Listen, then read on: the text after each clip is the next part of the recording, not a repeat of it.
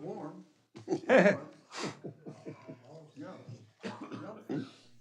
Okay, it is 4:30. February 13th. Everybody got their Valentine's stuff lined up? We might be getting done early enough that you can swing by the drugstore and take care of that if you haven't already.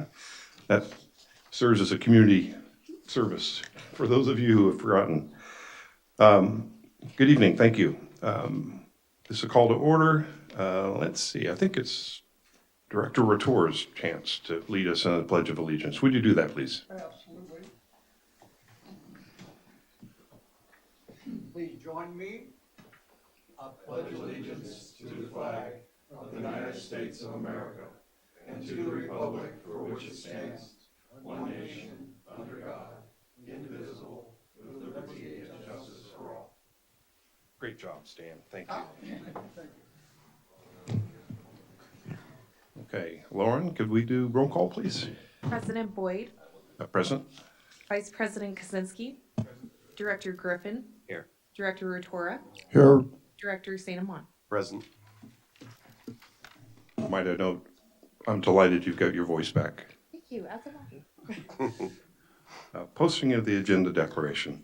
The agenda for tonight's regular board meeting was posted on Friday, February 10th, 2023. Thank you for that. Would you mind serving the directors on the conflict of interest declaration, please? President Boyd, No conflict. Vice President Kaczynski, No conflict. Director Griffin, No conflict. Director Rotora, No conflict. Director St. Amant. None, but that being said, I must inform you that I am an employee of the federal government. However, that being said, any opinion I express this evening is mine and mine alone. It does not necessarily reflect that of either my employer or members of the board of directors of this august body. Thank you. Okay, very good. Do we have any public questions in the queue, Chris? Nobody public.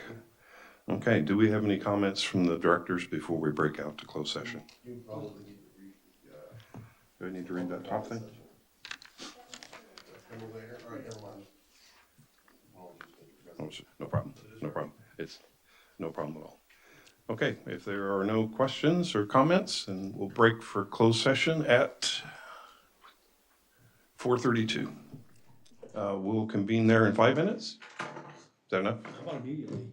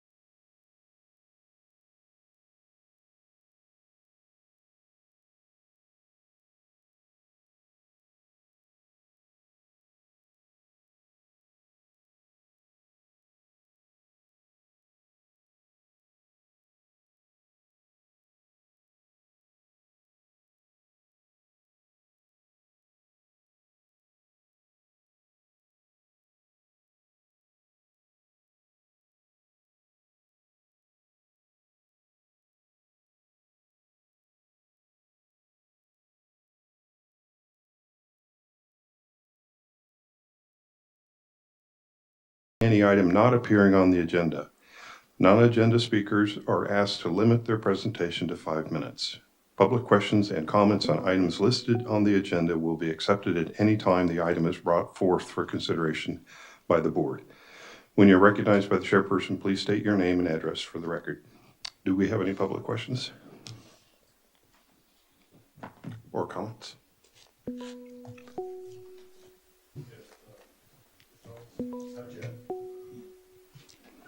Hello. Okay, now it's on. Whatever that is. Okay, my name's Mike Neal. I'm going to give you a little information straight out of California Constitution, California law. Just know that I'm not telling you this because I do not think this board listens or has empathy for the people in this valley. I think you're probably the most good at that. Any of the group, the legislative or governmental groups in town. I just didn't want you to feel left out because I've already basically presented this to the city council and the GA, which Chuck probably possibly remembers. Just good to be reminded about these things sitting in your office from time to time, and I don't think this has been brought up before. California Constitution, Article 1, Section 3. The people have the right to instruct their representatives, petition government for redress of grievances, and assemble freely to consult for the common good.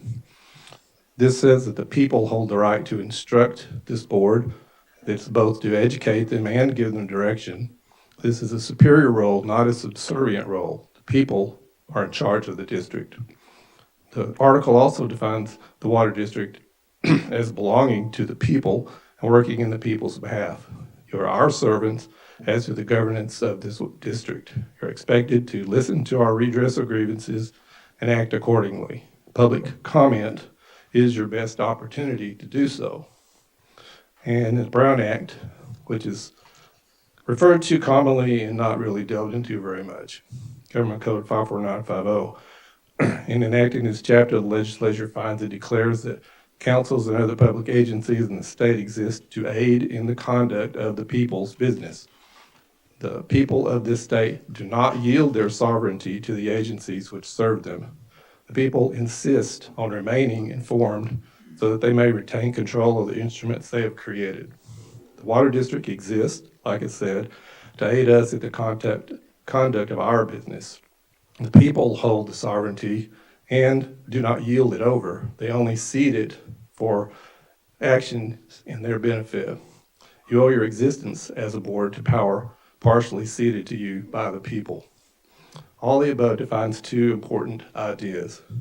One, the people are the source of authority and power in this state. Two, the water district is a servant body, lower in importance and power than the people, and one that is expected to remain in the control of the people. We expect that you follow the law and act as public servants, beholden to those you serve. Like I said before, I think this district does the best of all agencies in this valley. Just for your reference, I'm going to email a copy of this to all of you. Thank you for your comments, Mr. Neal, and your encouragement. I think we do set a better standard, and hopefully others will listen in.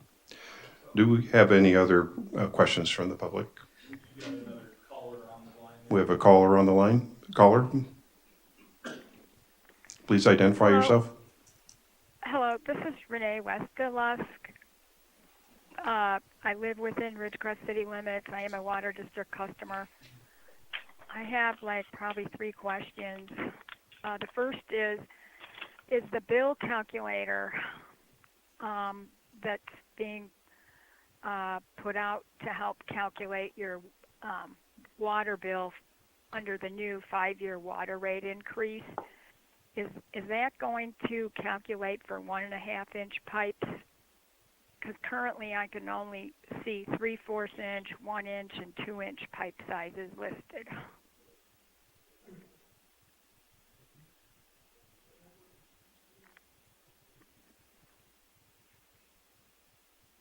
Do we have a brief comment back to Renee? So this was a specific rate calculator that I put together for Renee because she asked for some information. I will check and see if we have a 1.5. I think we have the rate, so I can update that and Okay, send it again. thank you. Next question, Renee. Okay, the next question is, in the 5-year water rate increase, who is paying the extraction fee of the IWVGA? They've been talking all along about the replenishment fee, but who is paying the extraction fee? Are all water district customers paying that, or is it only being relegated to the high water users? No, Renee, all customers of Water District will pay that groundwater extraction fee. Okay. And your And last then question? My last question is regarding if we have questions regarding the arsenic treatment plant going on and offline, can we call the operations manager during the week and ask questions?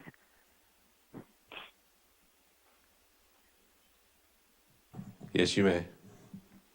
Okay. All right. Those are my questions. Thank you. Thanks for participating, Renee. Are there any other questions or people waiting for questions online, Chris? Yep, let me get one more transferred over here. When I transfer it, everybody else gets put on hold for a brief moment, so just FYI. Okay. If we have questions. Okay, you should have another caller on. Caller, go ahead and speak. Hi, I'd just like to, this is Mike Sanat. I'd like to echo Mike Neal's comments. I appreciate everything the Water District and the board have been doing. I know it hasn't been easy. And I don't know if he mentioned it, or if he's going to mention it subsequently, but the spreadsheet's up on the Roadrunner 395 website for the cost comparison with LADWP's interconnect. So, thank you. Thank you, Mike. Okay, any other callers, Chris? Doesn't appear that we have any more public callers on. Okay, and no public questions from the floor right now? Okay. We'll move on to the next item, which is a presentation from the Department of Water Resources Facilitation Update. I believe we have Lisa and Emily online, and you're free to take the chair.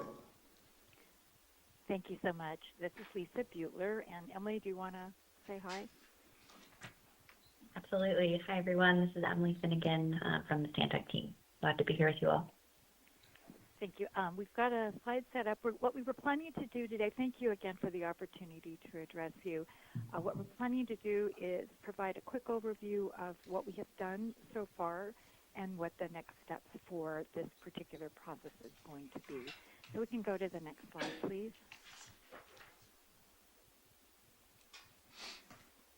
And we've noticed there seems to be a small lag. There we go. So as a quick reminder, we started working in this vicinity in Ridgecrest and the Indian Wells Valley back in April of 2022. This was as a result of requests from the Water District that we come in and take a look and see what type of things that facilitators might do to help find some different options for the way the community might move forward. As a first step, one of the things that we did was form a planning committee to help us think a little bit about the way to approach this. Then we did a stakeholder assessment, and we conducted public meetings to receive feedback about what we were doing, as well as public feedback on our findings. We also had a public meeting that described our findings to the Groundwater Authority PAC, their advisory group. So that was in that period of time has been from April to February of 2023. So moving to the next slide.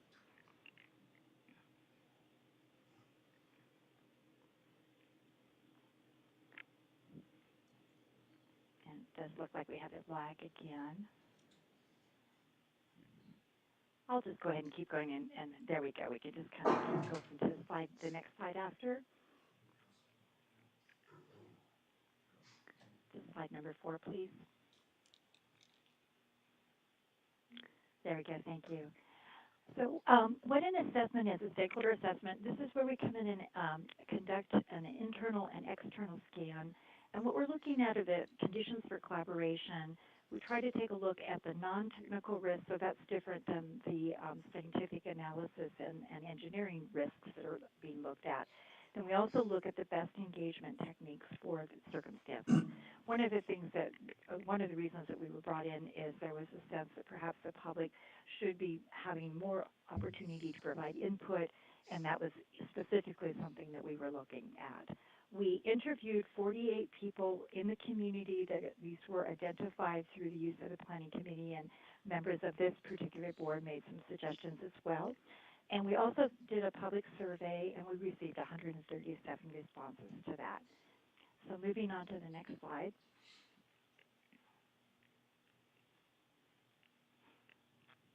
And I'm going to talk fast, so whoever is pushing those slides can have their finger on the trigger. There we go, thank you. So we also conducted a hybrid workshop on October 4th of 2022 that had 45 participants. So we had people in the room as well as people online. And we came back with our findings. We asked the public to tell us whether or not what we'd heard was correct. And there was general consensus that in fact, we had analyzed this properly, particularly related to the issues that the basin is facing related to groundwater management. So I'm going to provide a quick summary of those findings. That's on slide 6. And I'm going to go ahead and keep talking while the slides are catching up. So some of the key themes that we identified were a need for improvement in the regular communications process. There's a lot of description of that. We have provided some detail of that, particularly to the Groundwater Authority PAC, and made some specific recommendations about that. Many people had high level of concern about transparency, understanding what was going on, how decisions were being made, and how information was being shared. So this was a particularly large issue. These are things that can be addressed and can be fixed. They're largely as a result of process. I think this board is aware of what those issues are, so I probably don't need to spend a lot of time with that. The other thing that we heard about, and this was important, was issues of equity, environmental and social justice, and particularly for two communities, for Trona and Inyo Kern, who were being particularly hard hit by these types of decisions and the types of things that might happen for communities that were the least able to be responsive to them. Some people questioned the availability of best available science. There was dueling science that was identified. Typically in situations like this, there are ways of addressing that, but this clearly was a need that was identified. Also, a sense that the needs of small mutuals were not necessarily being considered in this process, and a lot of understanding, a lack of understanding about kind of who the small mutuals were, what their situations actually were, and how any particular decision might affect them.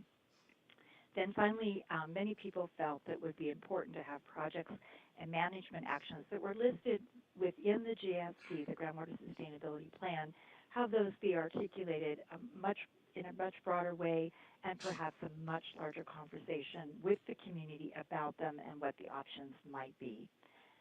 So the next thing that we looked at, so moving down, we also asked for some things that we perhaps had not fully identified. And those present in our meeting in October told us they felt that we should be looking at mitigating impacts to domestic wells. And this is, by the way, the next slide, as well as identifying and addressing the needs of the water haulers. So these were two things that we added to our assessment in terms of taking a look at and thinking about what should happen next. We'll go ahead and go to slide 8, and then we'll hop right into slide 9. So let's go ahead to slide 9, please.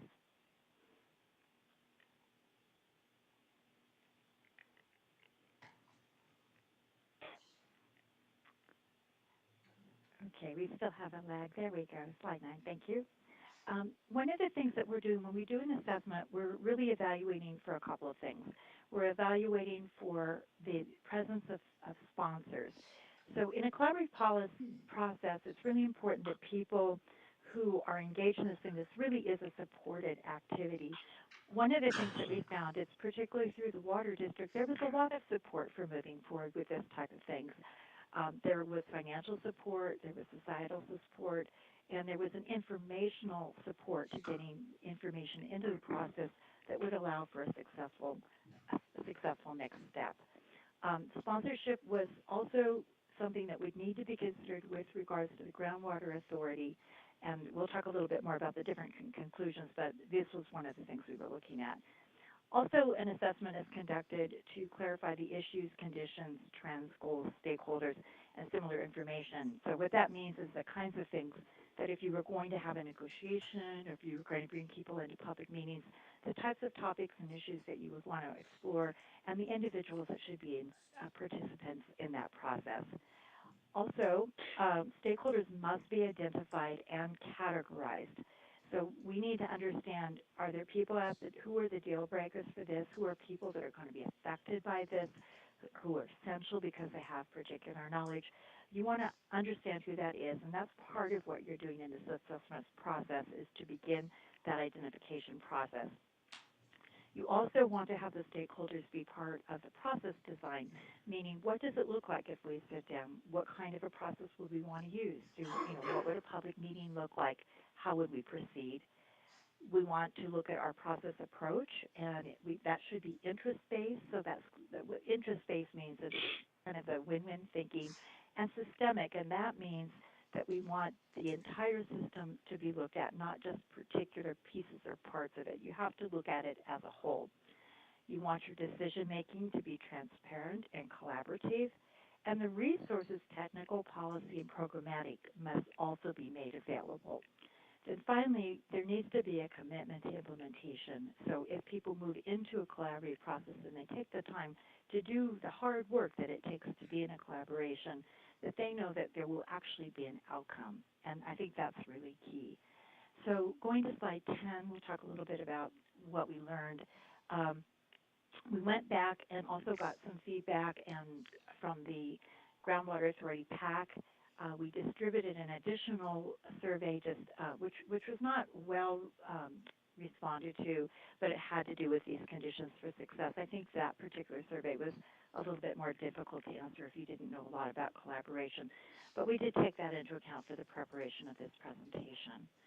So moving into slide 11, we identified some places where there would have to be work to meet all the conditions for success.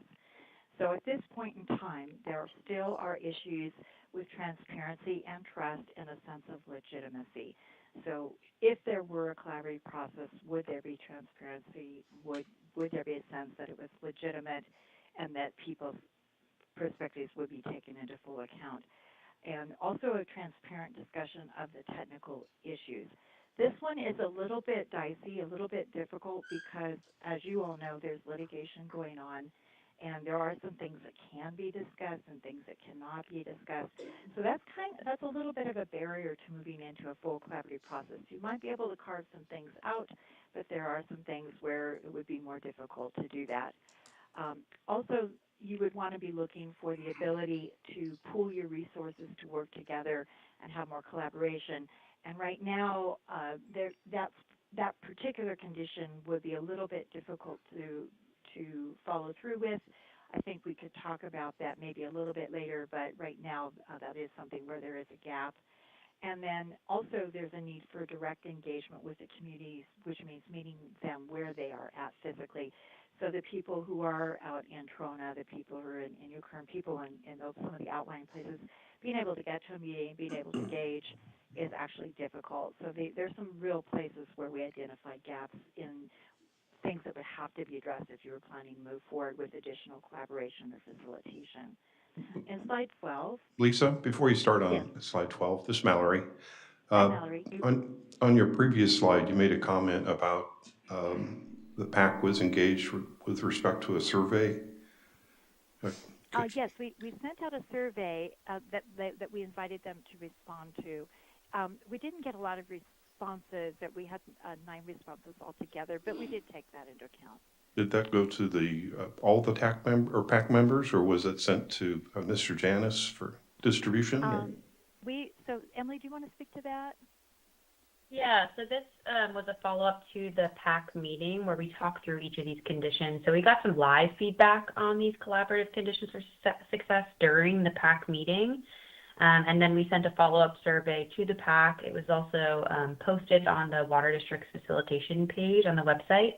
and then we shared it with the PAC chair as well Okay, thank to you. distribute to the PAC. Thank you. Okay. So are we ready to go to slide 12? Yes, please. Okay. So here are the things, again, that we're looking at in terms of moving forward.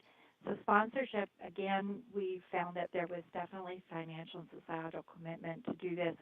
The informational commitment, though, is a problem at this point, and that's partly because of the litigation. Once again, we think that can be addressed maybe moving forward, but probably not a condition that's present right this second. We did find that the assessment helped to identify key issues, and that was validated in all of the community meetings we had, as well as by the planning committee.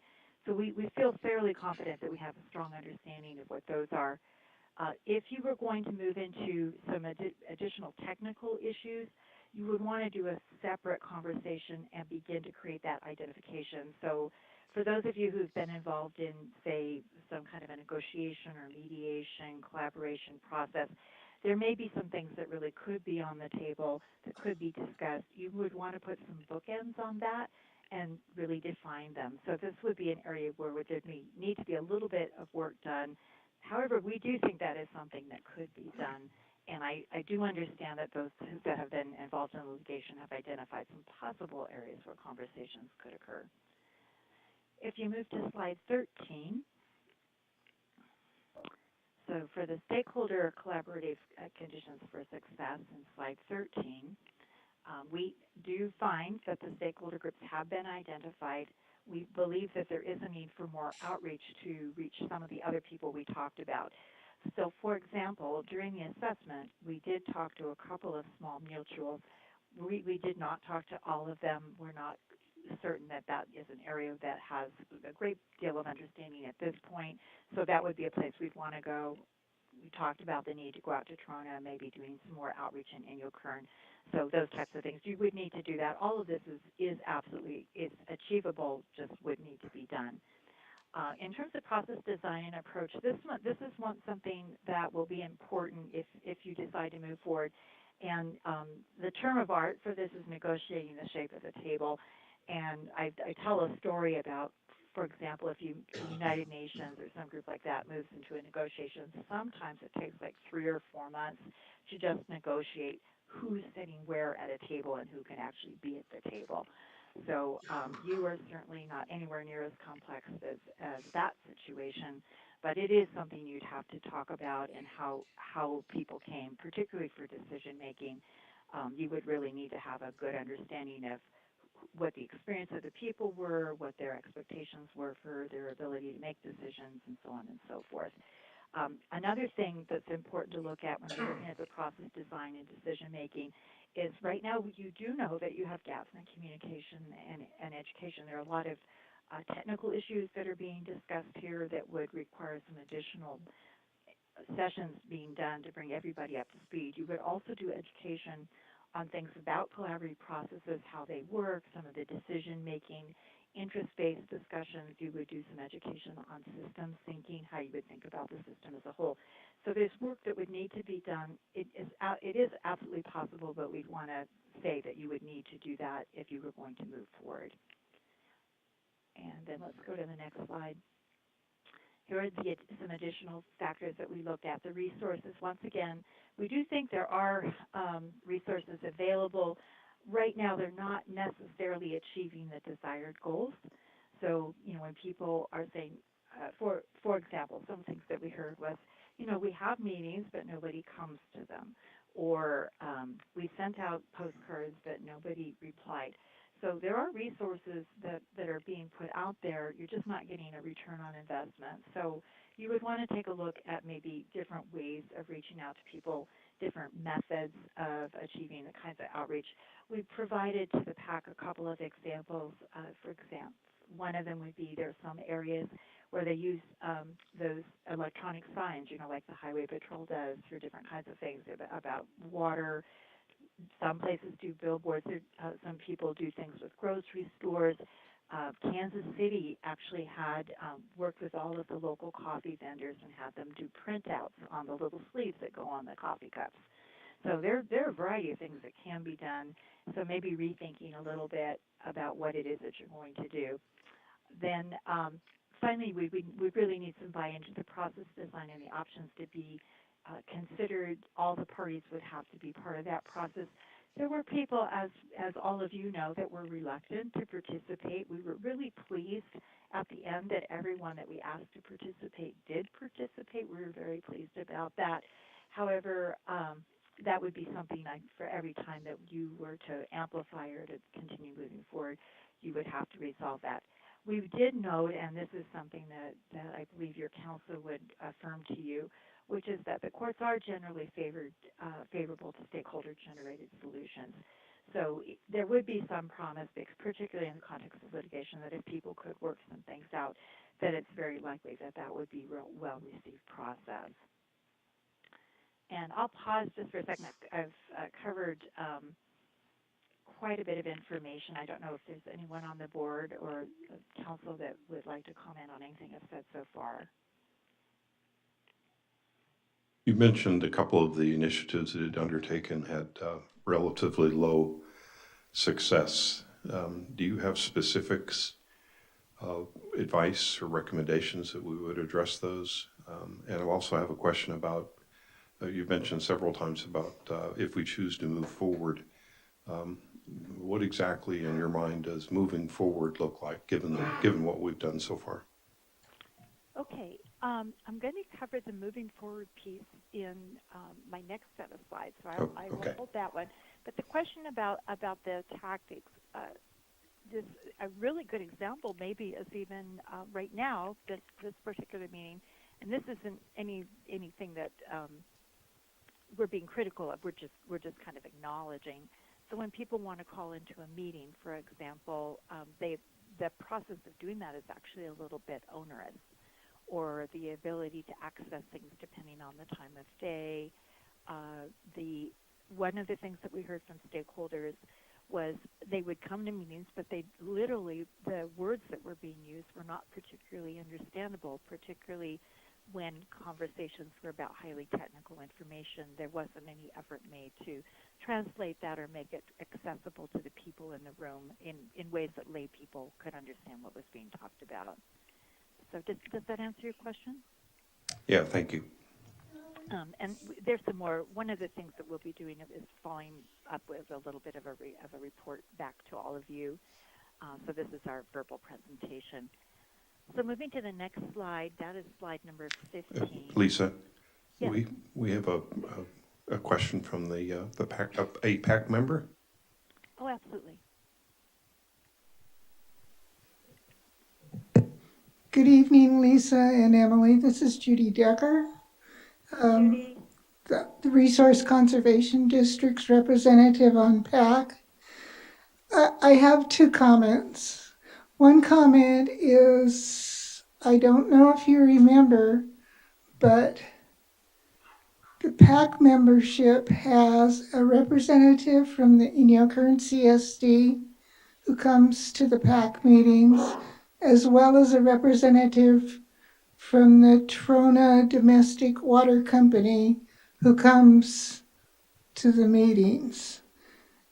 And both of those people are active. So from my point of view, if you're a representative representing a group of stakeholders, it is your responsibility as that representative to take the information you glean from those meetings back to your stakeholders.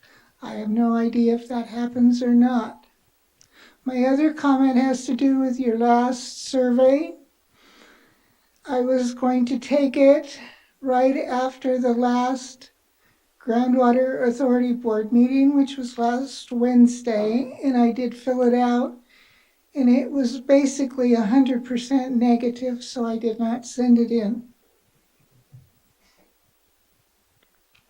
Thank you, Judy, for taking the time to do that. Okay. Go ahead and continue, Lisa. Great, thank you. And I think Judy makes some important points, and those would be things that we would want to make some suggestions about. the one thing I would note is that when you're talking about communities that are less resourced, that issues of communication are probably a little bit more complex than they would be with a regular community. So that's when we talk about that, that's probably the focus. But I very much appreciate what Judy said. So in terms of us reflecting, our job that we were asked to do was to come in and do an assessment, take a look at what might be possible with collaboration, and to see if we could help in the community finding some different ways of interacting. So one of the and we did ask about this, we have received feedback. We've received feedback from almost everybody that we have been successful in helping to take the temperature down. I think you had reached a point where sometimes, people could be in the grocery store and have a negative experience by running into somebody else. We understand that has really been diminished. People in places like Trona and Ukraine are beginning to feel more involved. We have heard that.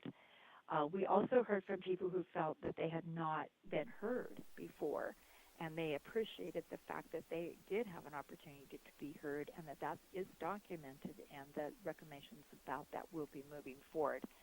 And then we also were very pleased that people who were really reluctant to participate in the beginning of the process were willing to engage us at the end once they understood that what we were doing was a legitimate process and really very authentic. That we actually did want to hear from people the process was fair. So those are some things that we have received feedback about that we have also observed and believe to be true. So moving to slide number 16, some of the things that we've identified as potentially being very important for the future is to look at the areas where joint fact-finding might be possible. So I'm going to back up just a little bit. Well, no, I'll stay on this one, and then we'll go from there. So if you remember, I was talking a little bit about the litigation, the dueling science, some of the other issues. You're going to be encountering this, particularly with the implementation of the GSP. There's some projects, and there are disagreements about the facts associated with those projects. There would be some areas for joint fact-finding on those. Another area that we believe would be important to take a look at is doing this targeted outreach to historically underrepresented communities. So we identified two where some progress has been made within Kern and Trona. However, that does not include some of the small mutuals, some of the domestic well owners, people that will probably be affected. The water haulers were another that had not really been engaged too much. So there were some that had been identified. So you'll want to do targeted outreach to those individuals. You want to look at increased communication and education. So I mentioned a couple of different things like increasing accessibility of meetings, looking at the ways that education is occurring, the way that information is getting out. There is a huge need for a focus on transparency. This issue of transparency, it's really about trust, people really understanding what's happening at each point. As board members, you will particularly appreciate this. The agencies all have the right and ability to make certain kinds of decisions, and you may or may not agree with those decisions. However, if you do not understand how the decisions were made, the process did not seem fair, if people don't feel listened to, there is, regardless of what that decision is or whether or not you had a right to make the decision, the public can only help perceive that perhaps it was not legitimate. So once again, I really appreciate you as a board. These are things you already know, and the feedback you receive about how you do such a good job with this, I think, validates that.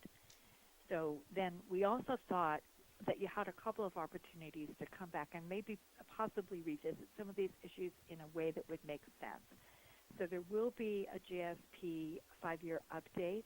There will be processes associated with projects very specifically, for which there would be an opportunity to engage on specific types of engagement.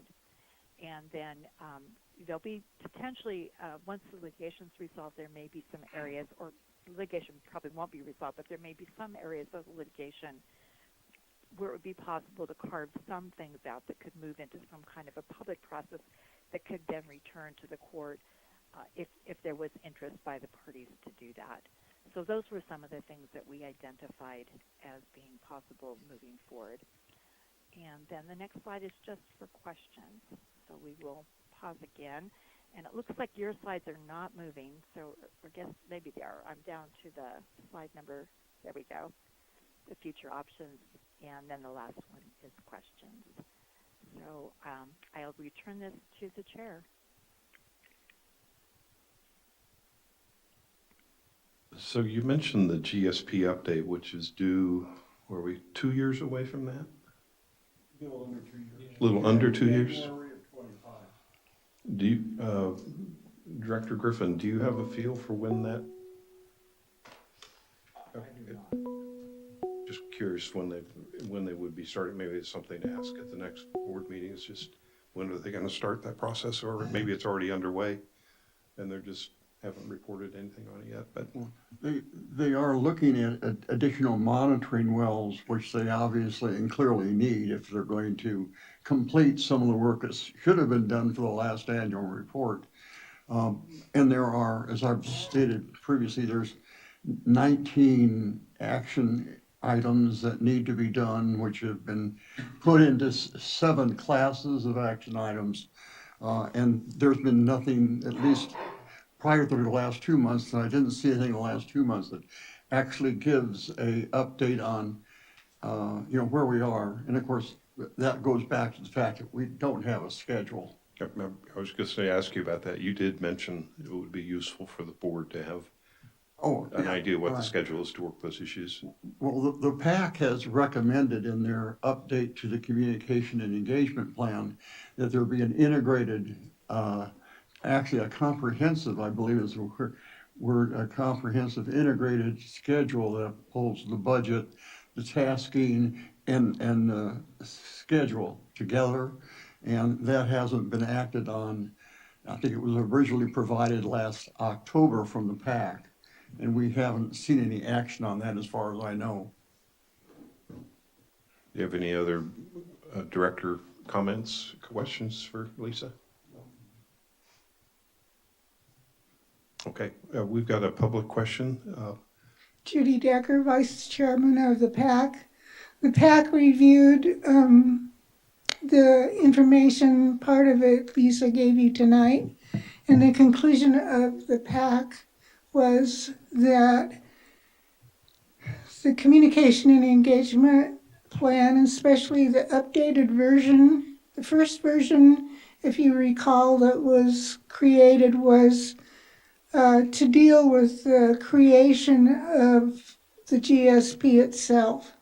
And one of the recommendations of DWR was to write a new engagement plan for the implementation, which the PAC did. The PAC presented it to the board. The board accepted and filed it. In the meantime, Lisa and Emily have been doing their report. And we discussed this at our last meeting, and the decision of the PAC was that the new plan that we had presented fulfilled all the requirements that she mentioned. And again, as Stan said, the primary one was to create a schedule with a budget that coincided with the projects that were on the schedule, and to bring it every month and discuss it and see where they were. The board has done nothing as far, they accepted it. They did not vote to, what's the word I want? To activate it. One of the other things it has in it was the creation of fact sheets that could be taken to community meetings, could be had at GA meetings where people, and could be on the website where people could find out just what the different parts were, because it is so very complicated. Anyway, I think that's all I have as far as the PAC goes. is we felt that we had created a plan. It is up to we are an advisory committee, so we gave our advice. It is up to the board to activate it. While it's not directly in the plan, we recognize that many of the items we chose to talk about cost money.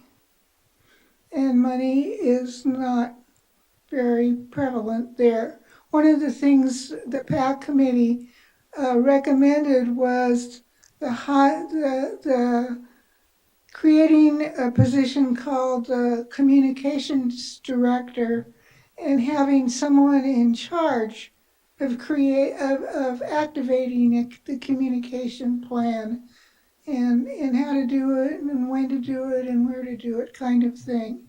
So it's up to the GA board to take some action on that. Thank you. Thank you, Judy.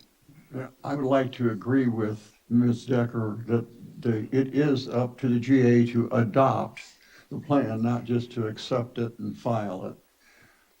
Yeah, I agree. So moving forward, what do we need to do with Stantec? If we want to take another step for them, do we need to address that? Or do we need to apply for some type of request to DWR or? Could you flip the slides back to the previous slide where you have recommendations for moving forward, Lisa? Yes, that's slide 16. And these were, yeah, one forward, there we go.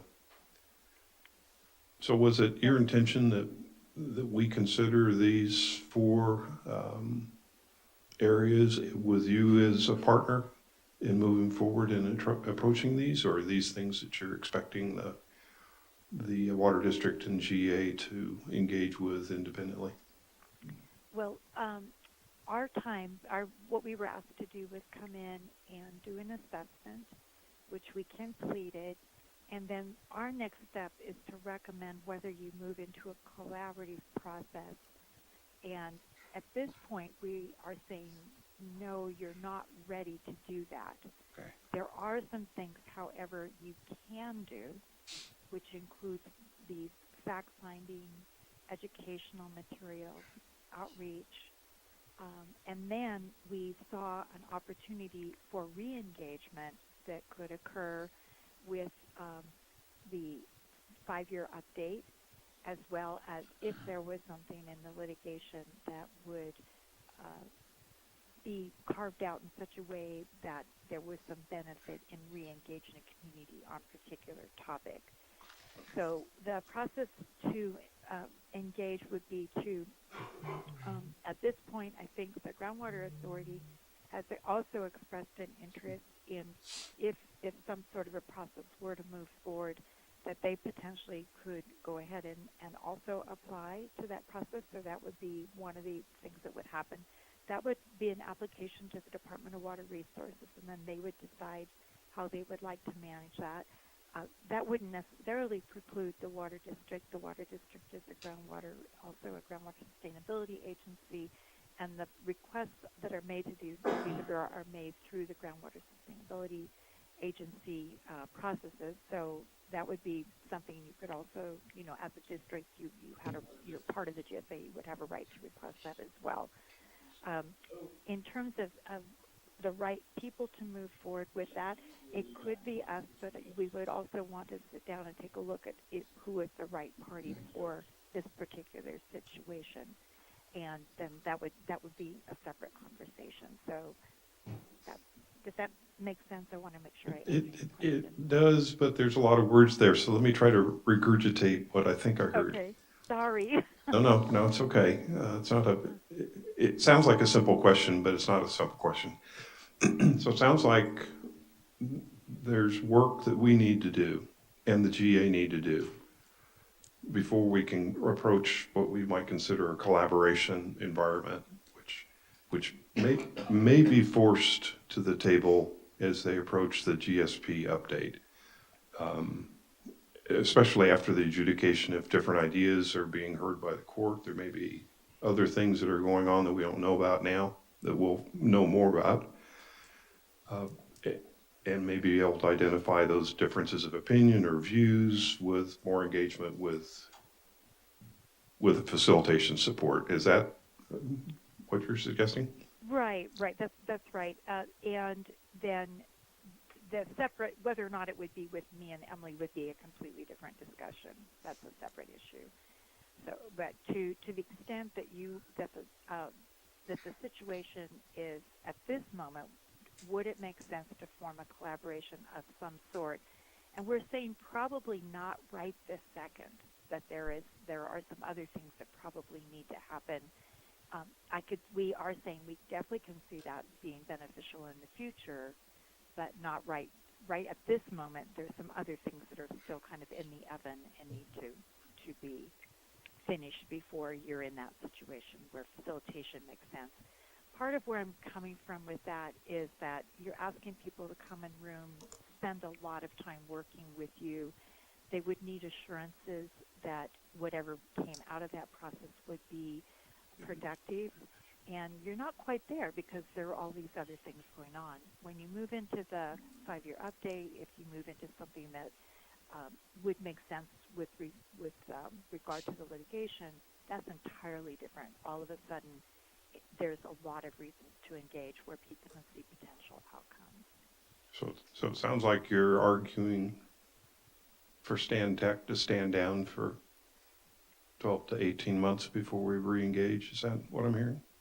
Well, until it's appropriate to until the conditions change, and the conditions would include some of the things that I've listed. The second part, though, is whether or not it is Stantec. One of the other things that we look at is what is the right skill set that you need for the next step. So that may be us, that may not be us. So that would be a separate conversation. Okay. Comments, questions? Just want to say thank you. Yeah, thank you very much. Well, thank you. It's a pleasure. I actually, given my druthers, I'd love to keep working there. So if you figure out a way to manage that, let us know. Before you disconnect, Lisa, and we'll be in touch. We've got your phone numbers, but we do have one question from the public that may require, or we may need your help in answering. Sure thing. Mr. Neal? Yes, Mike Neal. So I'll listen to all this and noted that at least my comments at that particular meeting are completely non-represented in this presentation. And my comments at that meeting were what they have been about the Groundwater Authority from before day one. And that is that is a non-representative body in the fact that it's not an elected body. It's a self-appointed authority. It's taking power over the people. And all this talking, all this fact-finding, all this collaborating, all this supposed identifying stakeholders, you have more than enough people in this area that understand how government ought to be put in place to rule them, that entirely object to a self-appointed body, costing them money, making rules on them, taking the role of government. And I pointed that out, and I don't see anything like that in this presentation. And my metaphor for the GA is you have a car with a well-running engine, but you have wheels and no tires on it. It's rattling down the road. It's making a lot of noise, and it's causing a lot of damage in the process, and it's not working well at all because it cannot work well in this country as a self-appointed body. And I brought this up, and I'll continue to bring this up until I wear myself out saying it, that I need to get rid of this body as it is and move in an elected GA in this community. This is a highly contentious situation. Everybody that's attended these meetings knows that since day one, all the contention between various groups, and they're sitting there talking to people who just put themselves in place, and they've also demonstrated numerous times that they don't feel like they have to listen, that their staff is running the show. The lawyers and county staff basically are running the show behind the scenes, throwing the agenda out, and you get 5-0 vote of approval, except when Mr. Torra was on the board, and hopefully when Mr. Griffin continues the process. And the very last few years, I don't know, I lost count, but Mr. Kaczynski got on board with being against a lot of stuff with the GA, more towards the end of his term there. But he started seeing the light of what was going on. And it's not right, and it needs to be righted. It needs to be fixed before you ever delve into all this other kind of stuff. Thank you, Mr. Neal. Chris, did we see a May- phone call come in? Oh, excuse me, this is Lisa, may I ask Mr. Neal a question? Sure, Is that permissible? sure. Mr. Neal? Yes, I'm Mr. Neal. I'm wondering if one of the things we did have information about legitimacy in our process. This particular slide about the future options. This is just what we as the facilitation team would be able to do. I will go back. I just wanted to make sure that there was a discussion of legitimacy. I will make sure that that's reflected in some of the earlier slides. If I wrote that, would that be representative of? Do you think that would be a strong enough representation of what your concern is? We do have comments about that, but it's not overt. Yeah, well, I mean, yeah, if it's included, I bet to be honest and say that most of the GA board probably won't pay any attention to it because they've said, well, we need to move into being an elected body at some point. And they haven't made one single tiny little effort to go that direction at any time. So, they're real good at saying, oh, thank you for your input and now go away and we're going to do what we want to do. But, please put it in there so it's on the record. Yeah, I think that would be. I certainly will. It is important for us that the comments reflect your point of view, so we will certainly make sure that's the case. Thank you for making the comment. Thank you, Lisa. And we have two other callers that are calling in as well. I'd like to ask if you wouldn't mind sticking around just in case. Not at all. I'm happy to be here. Thank you, Chris. Okay, caller? I think I just hung up on both of them. Yeah. That went well. I'm going to ask Mr. Sanat and Hopefully the callers that we're trying to get in are listening to us and they'll realize that they need to reinitiate a phone call. And we will interrupt the flow of the meeting when you do call in. But I'm going to move in the interest of time. In the meantime, I have a clarification from Judy. Sure. Did you say that the GA just accepted and filed the plan? They did not adopt it? Is that what I heard? The plan was presented, I believe it was in November. It was right at the end of, I always get his name mixed up, Phil Peters' term as chairman. And yes, they were accepted and filed. That's the last you've heard. And Stan was there at the time. I believe it was the October meeting. Whatever. There was no discussion at all as far as I can remember about it. Right, I agree with you. So thank you, and we checked off that box. Thank you. Well, except that there is a comment or a specific action item in the review of the GSP that says one of the corrective actions is to expand the communication and engagement plan to the development period, as Judy has said earlier, because the first plan really only addressed the GSP initial development. So there's got to be something done prior to the GSP update, or we're going to be in trouble. Okay. yeah, all of the callers. All of the callers. Can I have the first of all of the callers to speak up, please? Yeah, this is Renee Westelos. Can you hear me? Hi, Renee. Hi. Two questions.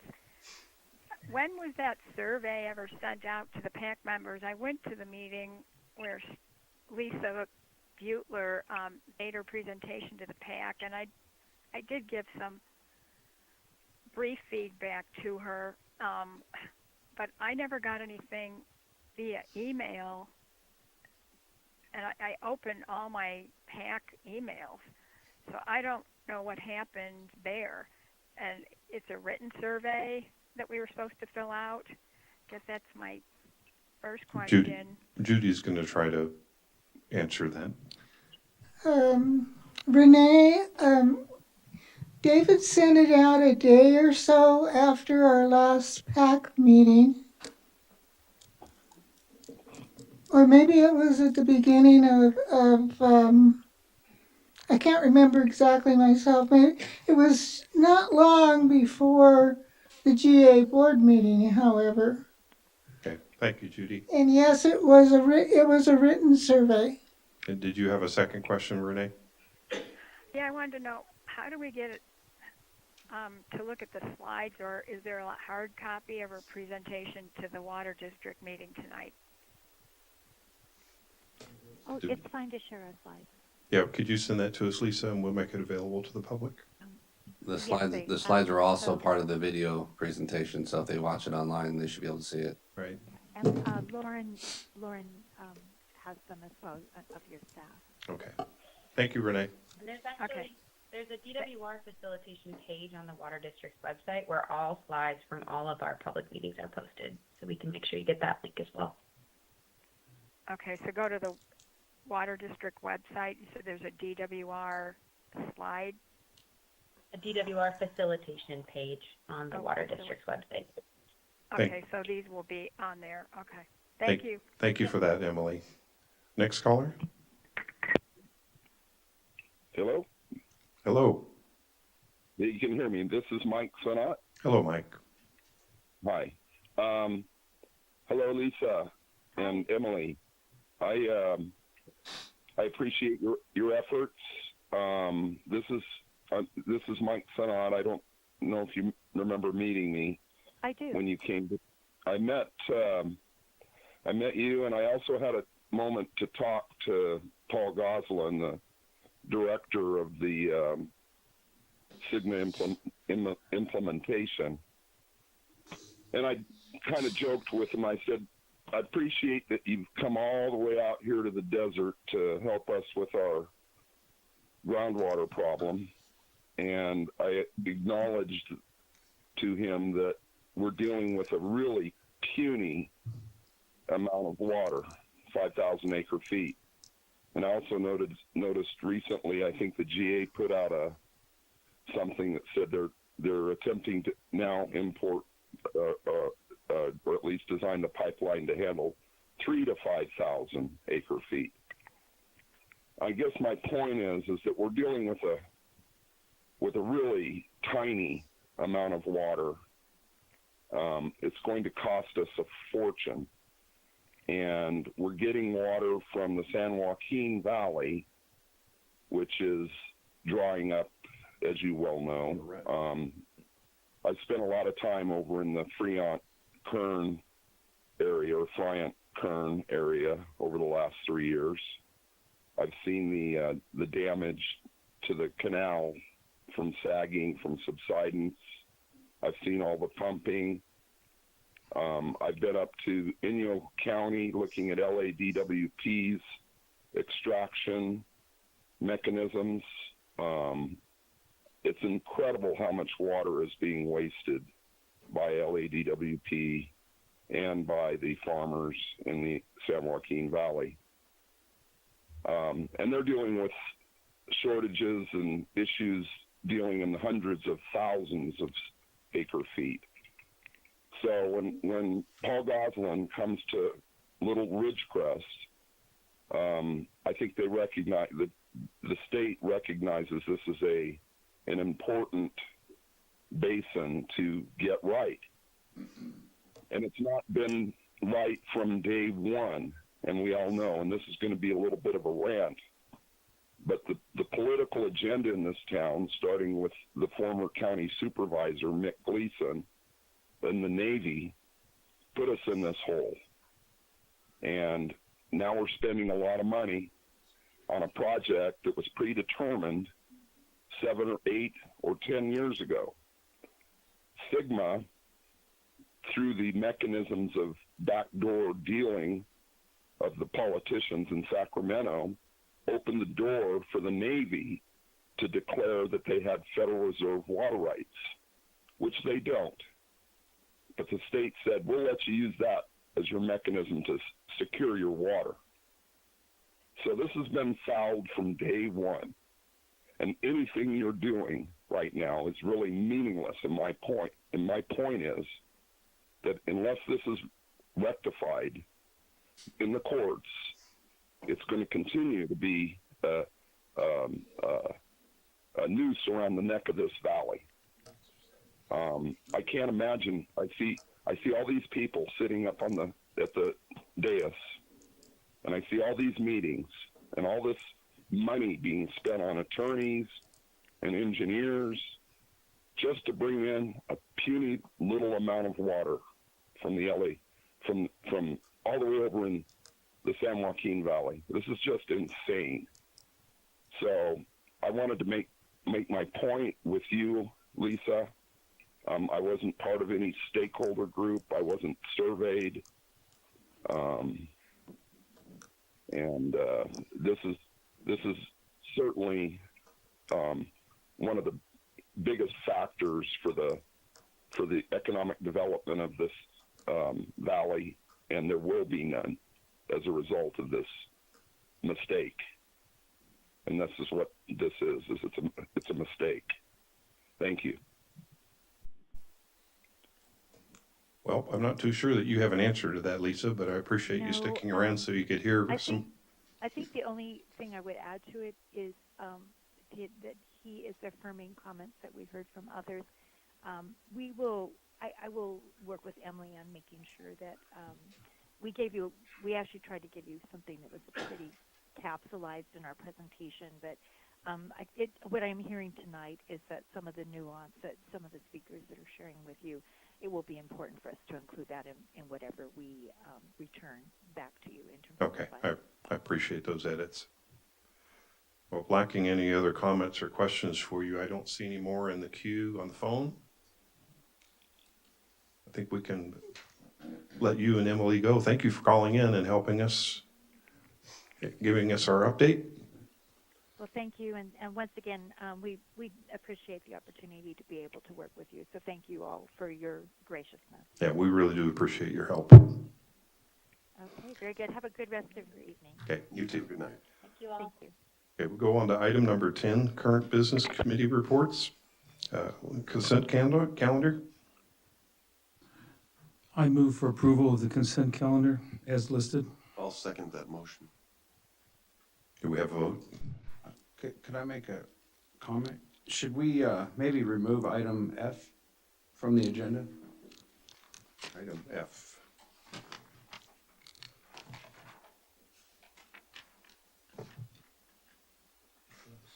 No, he's gonna. Oh, you have a statement. Yeah, Don has a statement for that. Okay. But I agree, the discussion should be, tabled. Abbreviated. Are you ready for the vote? Yes, I'm sorry, please. Not a problem. President Boyd, Yes. Vice President Kaczynski, Yes. Director Griffin, Yes. Director Rotora, Yes. Director Sanamon. Aye. 5 ayes have it. Okay, item B, Plant and Equipment Committee, variance request, Kendall Avenue and Lamille Street.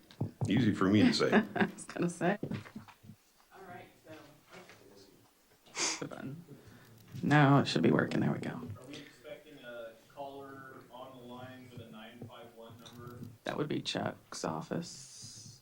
I think that's the next one or something, right? Yeah. Not for this one. Okay. Okay. All right, so in your packet, you will see the letter for the variance request and a map that I created to show you where this parcel is located up the hill off of the corner there of Lamille and Kendall Street. They are requesting a variance to running the pipeline across the entire frontage of their property. They're going to be going east on Kendall, connecting there at the corner of Summit and Kendall, going east around 665 feet, and then they're going to go south about 50 feet. So the board has granted these types of requests in the past, and we do require covenant running with the land so that the property owner and future property owners realize that if requested, they will need to complete that pipeline to provide service to other customers, for instance, in this case, to the south of them, which are privately owned parcels. Okay, so, yeah. I didn't hear you. Could you speak a little bit to the color coding? Color coding of what? The pipelines? There, The parcel's in yellow. right? And the pipelines, this is from our GIS system, so our pipeline sizes are different colors. So the red is 6-inch and the pink is 8-inch. Okay. Yes. So that'd be an 8-inch. Actually gonna be running a 12-inch on Kendall and an 8-inch on Lumil. Kendall's on a section line requires a 12-inch pipe. If we vote to approve this, would they be responsible for both directions, down Kendall and up Mill, or just one direction? Just one direction, Okay. just south, because that is where their parcel is located. Okay. So those two properties, And we already looked at this once. They just changed direction. They were gonna come off of Monte Vista and Summit. So I'd make a motion to approve. and both those properties To the south, encompassed by Kendall and Richmond, those have access to. they already do, yes. Yes. Yeah. Okay. Discussion? Anybody have any questions or comments? Well, we have a motion. I'll go ahead and second it. Okay. We'll vote.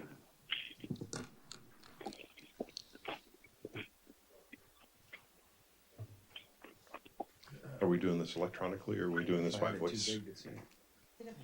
Yeah. It was on the screen.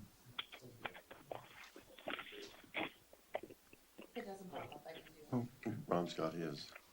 Did we need to talk to the public? Did the public need to? Oh, comment? was there a public question coming in on that topic or? No, we do have 2 callers on the line, though. One of them was the 951 number and the other one's a 909 number. They're both cameras, I'm sure. Travis, maybe? Yeah. Chuck Krieger and Travis? I think that's it, yes. Okay.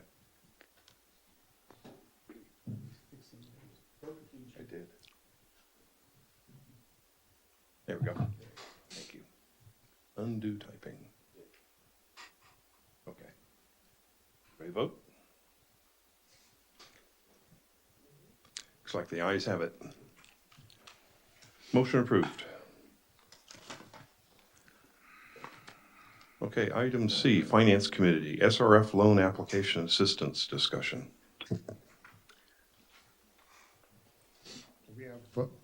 We have Travis Romaine and Chuck Krieger on the line. Travis presented to the Finance Committee, and I think he's here to present to the board. You should have the handouts as part of the packet, right? Travis, you there? Yes, am.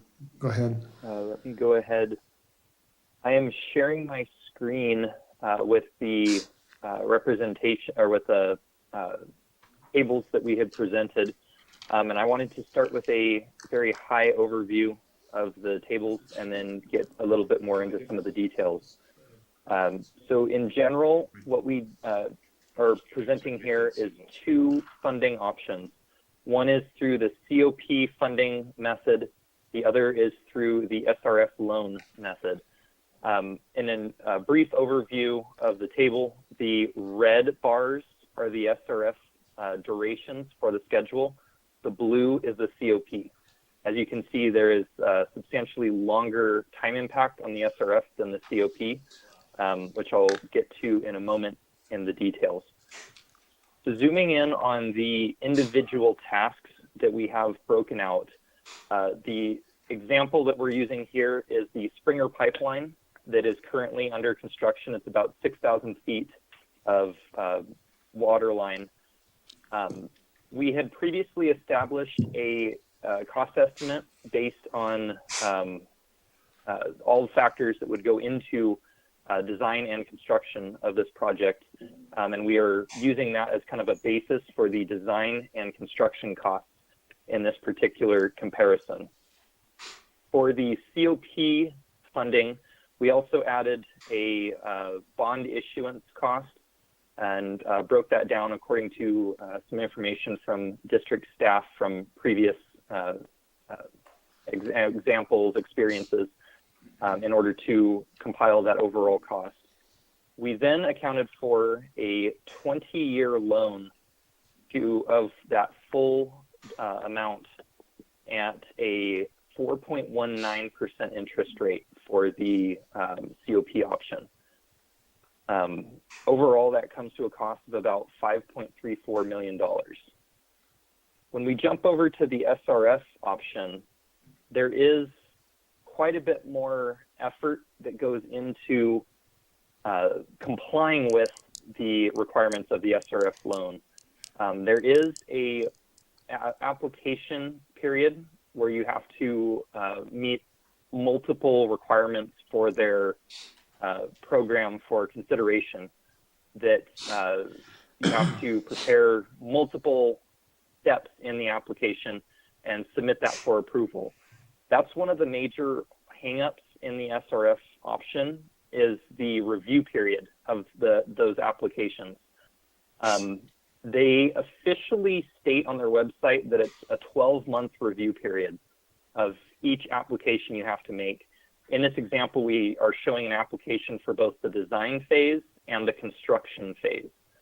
So you're looking at essentially a minimum of 24 months. On recent experience, we have been told that that duration of review has extended out to 24 months per application. And under certain circumstances, they're able to expedite it to 18 months. So both scenarios were currently beyond the baseline. Here we are showing the 24 months, kind of the worst case scenario, because we had been previously advised that the expediting to get to 18 months is more for projects that are of critical importance to a community, essentially a community that would have poisonous water otherwise, or no water source. So it's very critical conditions that they are willing to expedite it. Beyond that, during the planning and design phase, there is additional requirements that have to be met. There's monthly update meetings, quarterly reports, a design review by the state that all require effort on behalf of the district.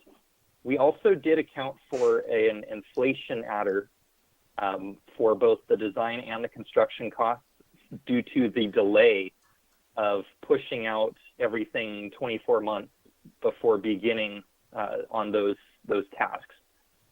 We did account for inflation at a 3% annual rate, just to be reasonable. We don't really know at this point in time what the future is going to look like for inflation, but that was the annual average that we were accounting for in our calculations. When we get down to the construction costs, this is kind of the main differentiating factor when you look at the costs. There is a fairly large inflation adder for having the project push out essentially 4 years. And then there's all of the normal update meetings, quarterly reports. There is labor compliance and extra documentation required. The big aspect that is somewhat of an unknown is called the BABA compliance. And what BABA is Build America, Buy America. And it is a requirement that all iron, steel, manufactured products, and construction materials used on the project be produced in the United States. Now, we have not dealt with this exact requirement previously, but we did deal with its predecessor, which was called American Iron and Steel, which was iron and steel used on the project had to be manufactured in the United States. So a little bit less strict on the requirements. And it is a major headache, and there's a lot of paperwork, a lot of delays associated with getting all of the components as American made. And there is also a substantial cost increase associated with that.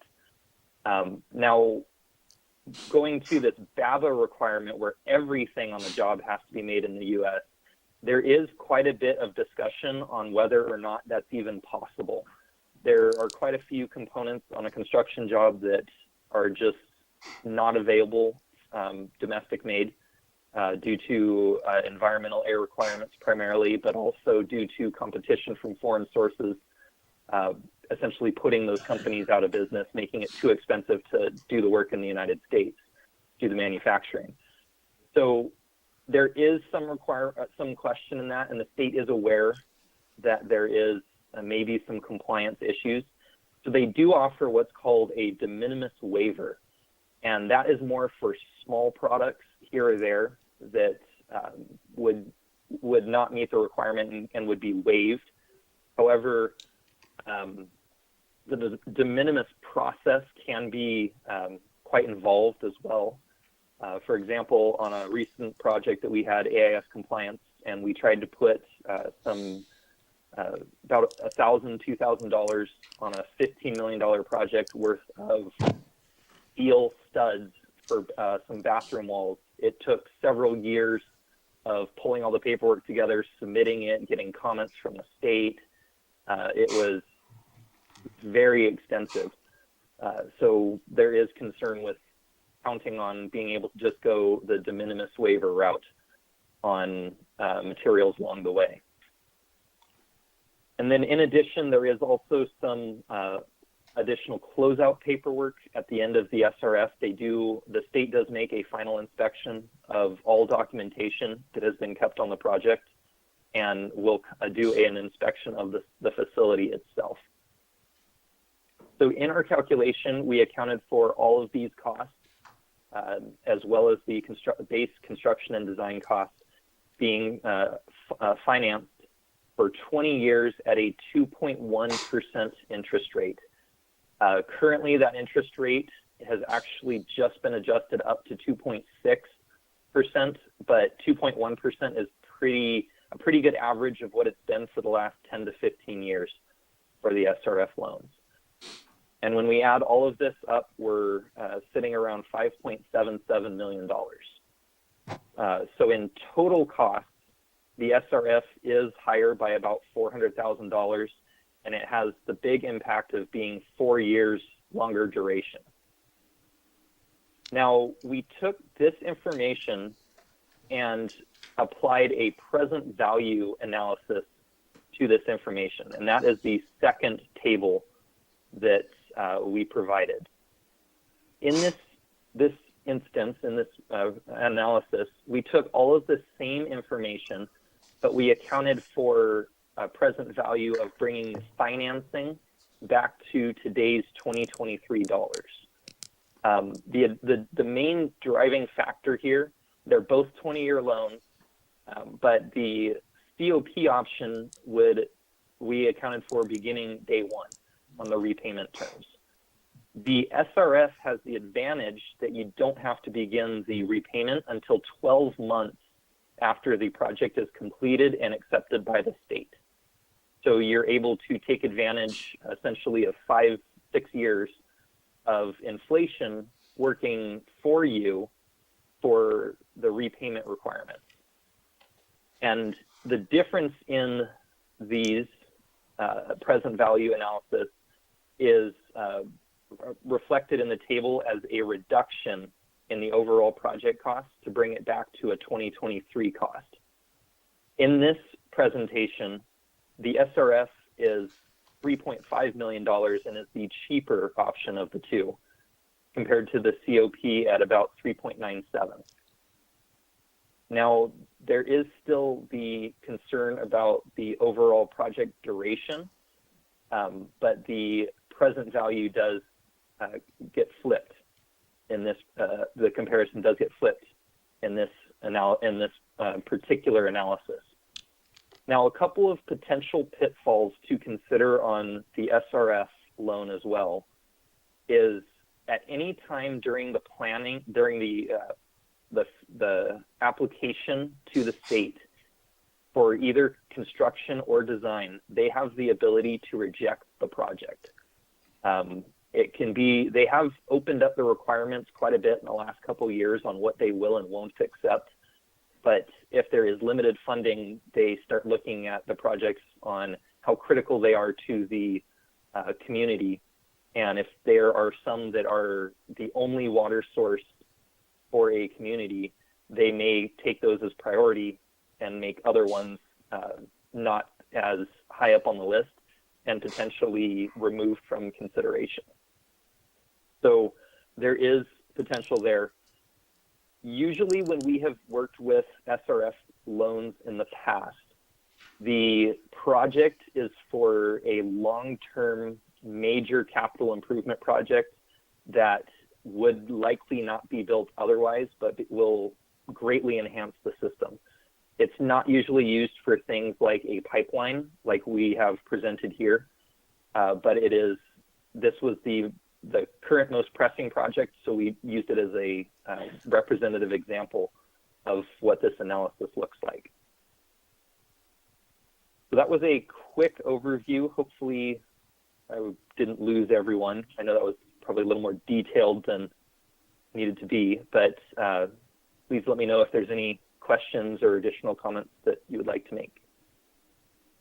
I have just a couple, and I'll just ask one of them first, and then let the other directors mention theirs, and I'll come in with my last question.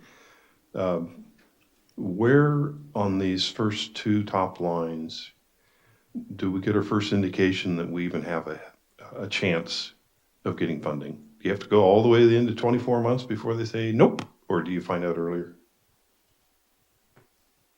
They give you a pretty good feel around the time of the application if the project will be considered on a serious basis, but there's so many factors that come into play. There is the potential that it could be canceled all the way into the 24 months. Okay, thank you. We have never had a project get canceled, but there is a lot that goes into it, and there's a lot of questions they ask that could potentially lead a project to be removed from consideration. Okay, thank you. Other questions from the directors? This is Ron Kosinski. At any time, could the state request more than you've anticipated here? I know you're putting costs in for monthly updates, quarterly reports, things like that. But any time throughout the course of the project, is it possible to states to say, oh, by the way, we need this additional, which will end up costing money? Have you seen that happen? There is a possibility. The one thing that does come to mind was on the last project we had the AIS compliance with, they did require an inspection of the AIS documentation halfway through the project. I did account for that here on the assumption that that would be a requirement that would be part of data. On a larger project where they're concerned about the outcome of your paperwork, it is very likely they would ask to see it halfway through to make sure you're on the right track. So it is possible that there could be curveballs thrown, yes. I have a couple questions. I noticed you said in the SRF that there was no payment until the job was complete. But would the interest chart be occurred during that period? My understanding is that there is no interest until the payment term begins. Okay. Secondly, I do like the idea of using American made, but I work a lot on the base and I understand that a lot of times it's not possible and it does cause delays even on the base and we have to wait. It causes huge delays. But it's my opinion, if we're looking at a project, especially the Springer project, that we need to get addressed. We don't have 5 years and it could cost us a lot more in incidents happening in that 3-year window that we're waiting on. So that would be my concern. If it is actually going to take 24 months just to go through the approval process and we can have that job completed prior to that approval process even went through, it could save us a ton of money in just incidents that could happen potentially if we don't get it handled. There's an additional consideration as well. The state's gone from anticipating an $80 billion surplus to now anticipating a $24 billion deficit that might have impact on funds for loans such as these, and it's possible that the probability of our loan being rejected is increased because of that. I think it's reasonable to conclude to Director Griffin's comment that a consideration for state revolving funds for the 3 projects that we have going right now, because of the timeline here, it's not practical. There may be a possibility for a project down the road. We talked a little bit earlier about the La Mirage area, which is a disadvantaged area. We have a project there, possibly this could be applied there. But from a practical standpoint, for the projects we have right now, it's just not feasible or practical. When's the La Mirage likely to happen? I mean, is it 5 years out or rough order? So it's 5 or 6 years out. 5 or 6 years out. So that could be the test case. We could And then if that falls through, we could fall back on conventional financing for it as well. Yeah, no, I hear your message. Other comments? Yes, Don, did you get anywhere with the 2 validation efforts that you were asked to look into? Yeah, I looked into it. I mean, go ahead. Yeah, I reached out and I still haven't heard back yet. Okay, you were asked to talk to the State Water Resources Control Board as a data point, and the other one was talk to one state revolving fund consultant to see if they agreed with. I think the committee, when we heard this and saw this, we were very much disappointed in what we were seeing, and that was why we were looking for validation points. Is it really as bad as this? When I look at this, I see it as being a system that's just flat broke. It's not working. The federal government gives money to the states to in turn give to the various water agencies to provide affordable means of providing loans to water agencies and therefore give affordable water. This doesn't show that. And I think Dave and I agreed that obviously this is just unacceptable in the near term. However, I would like us to reach out to both Vince Fong and to Shannon Grove and tell them that their baby is ugly, basically, and that and quite frankly, I think both Vince and Shannon would be more than happy to help us if they knew we were having a problem. I would be willing to bet that no one has talked to them about this kind of thing, and that was why I think the validation effort is important, is we don't want to go to Vince and Shannon, tell them their baby is ugly, and then turn out that, well, maybe we weren't quite right in some of our assumptions. So, but I don't want to discourage Ty from going back and continuing to look for those validations.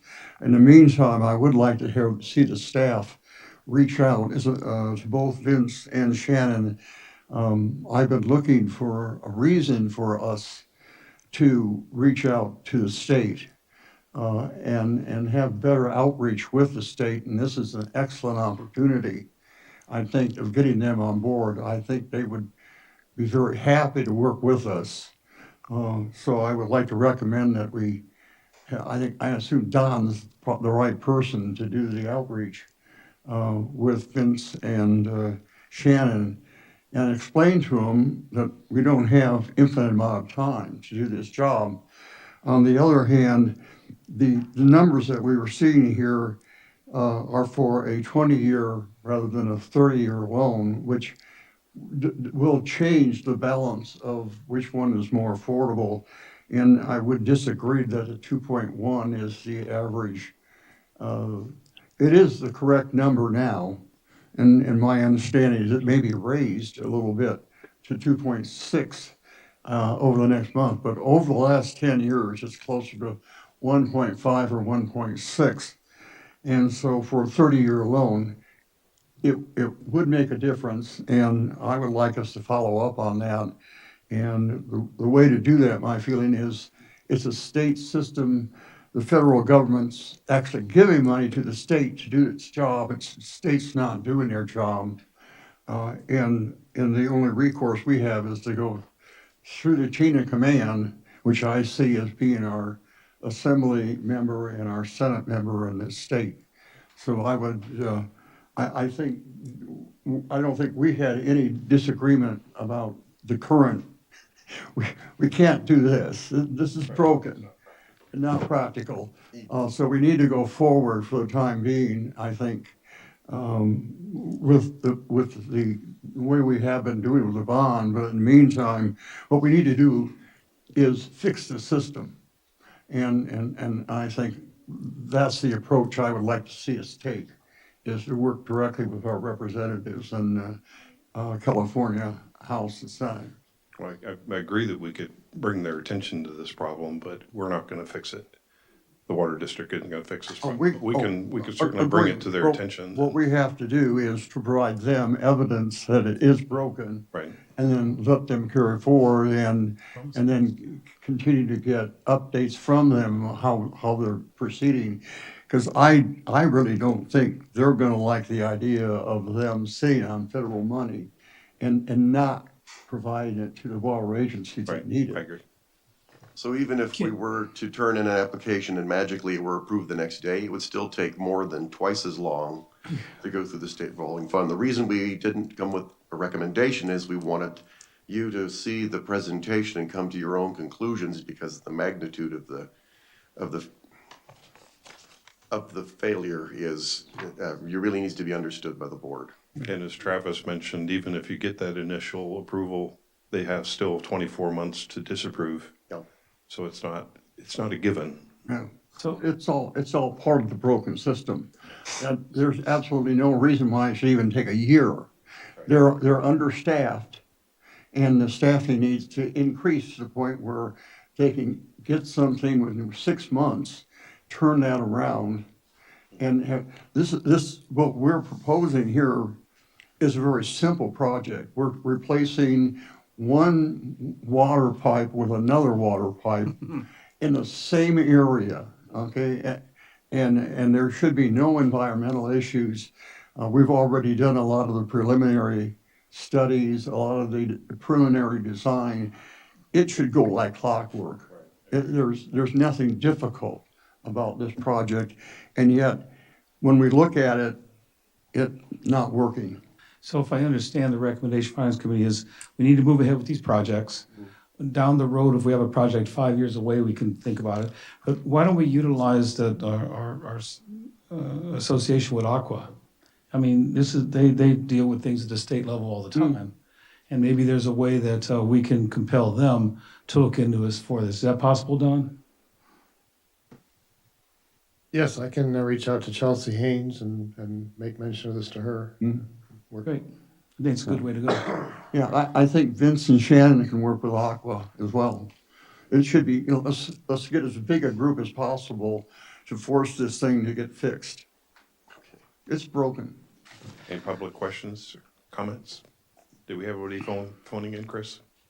No. Mr. Krieger, did you have something to add? No, I don't. I think it's certainly people recognize that there's an incredible amount of competition for these funds, and I think that's a big part of the challenge. But as Stan observed, there's a lot. What comes with the competition is a lot of applications, and what comes with that is a lot of time to review them and to vet them and to prioritize them. Certainly. And the charts certainly suggest that private lending is faster than government lending. No question. Everything's faster than government. So could I just get clear direction from the board? Does the board want to reach out to Aqua? Is that the decision? I think that would be a good idea if Okay. they see if they have any awareness of this, and if they don't, maybe they have some. They can help us, yeah. Yep. Okay. C2, construction meter rates. I assume that's over to Ty. Thank you, gentlemen, for your presentation. Thank you all. Thank you. Okay, so at the board workshop, it was asked that we take the construction meter monthly service charge back to the rate consultant, see what they could do on that. So All parties have disconnected the line. Thank you, Chris. So I did reach out to Mark Hildebrand and we went through the options. And he's recommending that we do follow the same monthly service charge as we charge the bulk haulers, with an added $25 a month fee that covers the handling, storage, reading, and tracking of the construction meters. So that's what you have before you tonight. Just as a note as well, we did order 5 AMI meters or registers to test on 5 construction meters, see how that worked. These ones will actually be cellular. So wherever they're used, we should be able to get the readings in real time for those. And that $25 would help offset the cost of maintaining those, because you mentioned something about Right. they're not as reliable or Right, well, they're just expensive. more expensive. Probably more delicate too. Yeah, delicate. Yeah. The question would be, is the part that is the delicate part that transmits, it'd be nice if that could be removed and keep it in nice, safe, and then when they put the meter on, then they put that on. I'm actually building a little cage to go around it Oh, to protect okay. it from the bumps and whatnot, so it You know how should those work. contractors are, they just throw stuff around, run it over with their trucks and things, and That explains the order of tennis balls that I saw on the capital expense. No, okay. So, Any other questions or clarification? Okay, they're looking for a staff approval, or sorry, a board approval. Do we have a first or second? I move we accept the motion or a recommendation. Or do we have a second? I'll second that. All right, and if Lauren will lead us through the vote. So the system is down, so we're gonna do roll call. President Boyd, Yes. Vice President Kaczynski, aye. Director Griffin, Aye. Director Otora, Aye. Director Hussein Amon. Aye. yes. Okay, ayes have it. Item D, Administrative Exec Committee. I think this is probably you, Don, right? The Special District Risk Management Authority notification of nominations for the 2023 election of the Special District Risk Management Authority Board of Directors. Not necessarily looking for any board action this evening. This is more informational, although you could take action. There are 3 open positions on the Sederma Board of Directors. They're asking for nominations to fill those positions by May 1st. And I think there's more information coming. Is that right, Lauren? Usually, once the nominations are made, I think they usually put out candidate information. So after May, you'd get some more information. But I know it's premature. It's only February. But if somebody has a compelling urge to nominate themselves or nominate somebody else on the board, then that can be done tonight. Otherwise, this is just informational. Okay, appreciate the information. Have we, as the Water District, ever participated in this?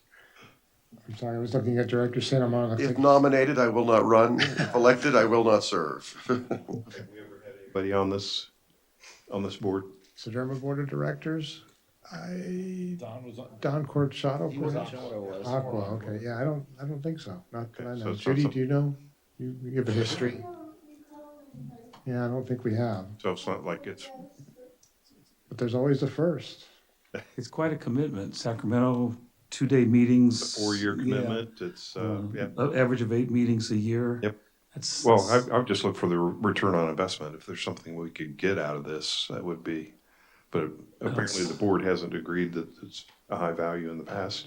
A lot of work. You could get a daily stipend from the district. I did notice that their stipend is $235 instead of ours. But, okay, I'm not overwhelmed by indications of interest. Would you like to be nominated? No, thank you. Item E, Indian Wells Valley Groundwater Authority, Director Griffin. Yes. Okay, the first thing happened, the board approved a letter of interest to the Army Corps of Engineers, and it's gonna be they're gonna do a study and feasibility. It's basically just to move forward with the project that they're working on. On the pipeline project. Yes, and so the Corps of Engineers is gonna come in and say, you know, is it feasible? This is what it's gonna actually cost. So they're gonna do a study, so it should be beneficial for us. Maybe we'll get some real numbers that way, so that was the first thing. The next thing that came up was the Heritage Well issue. That got postponed.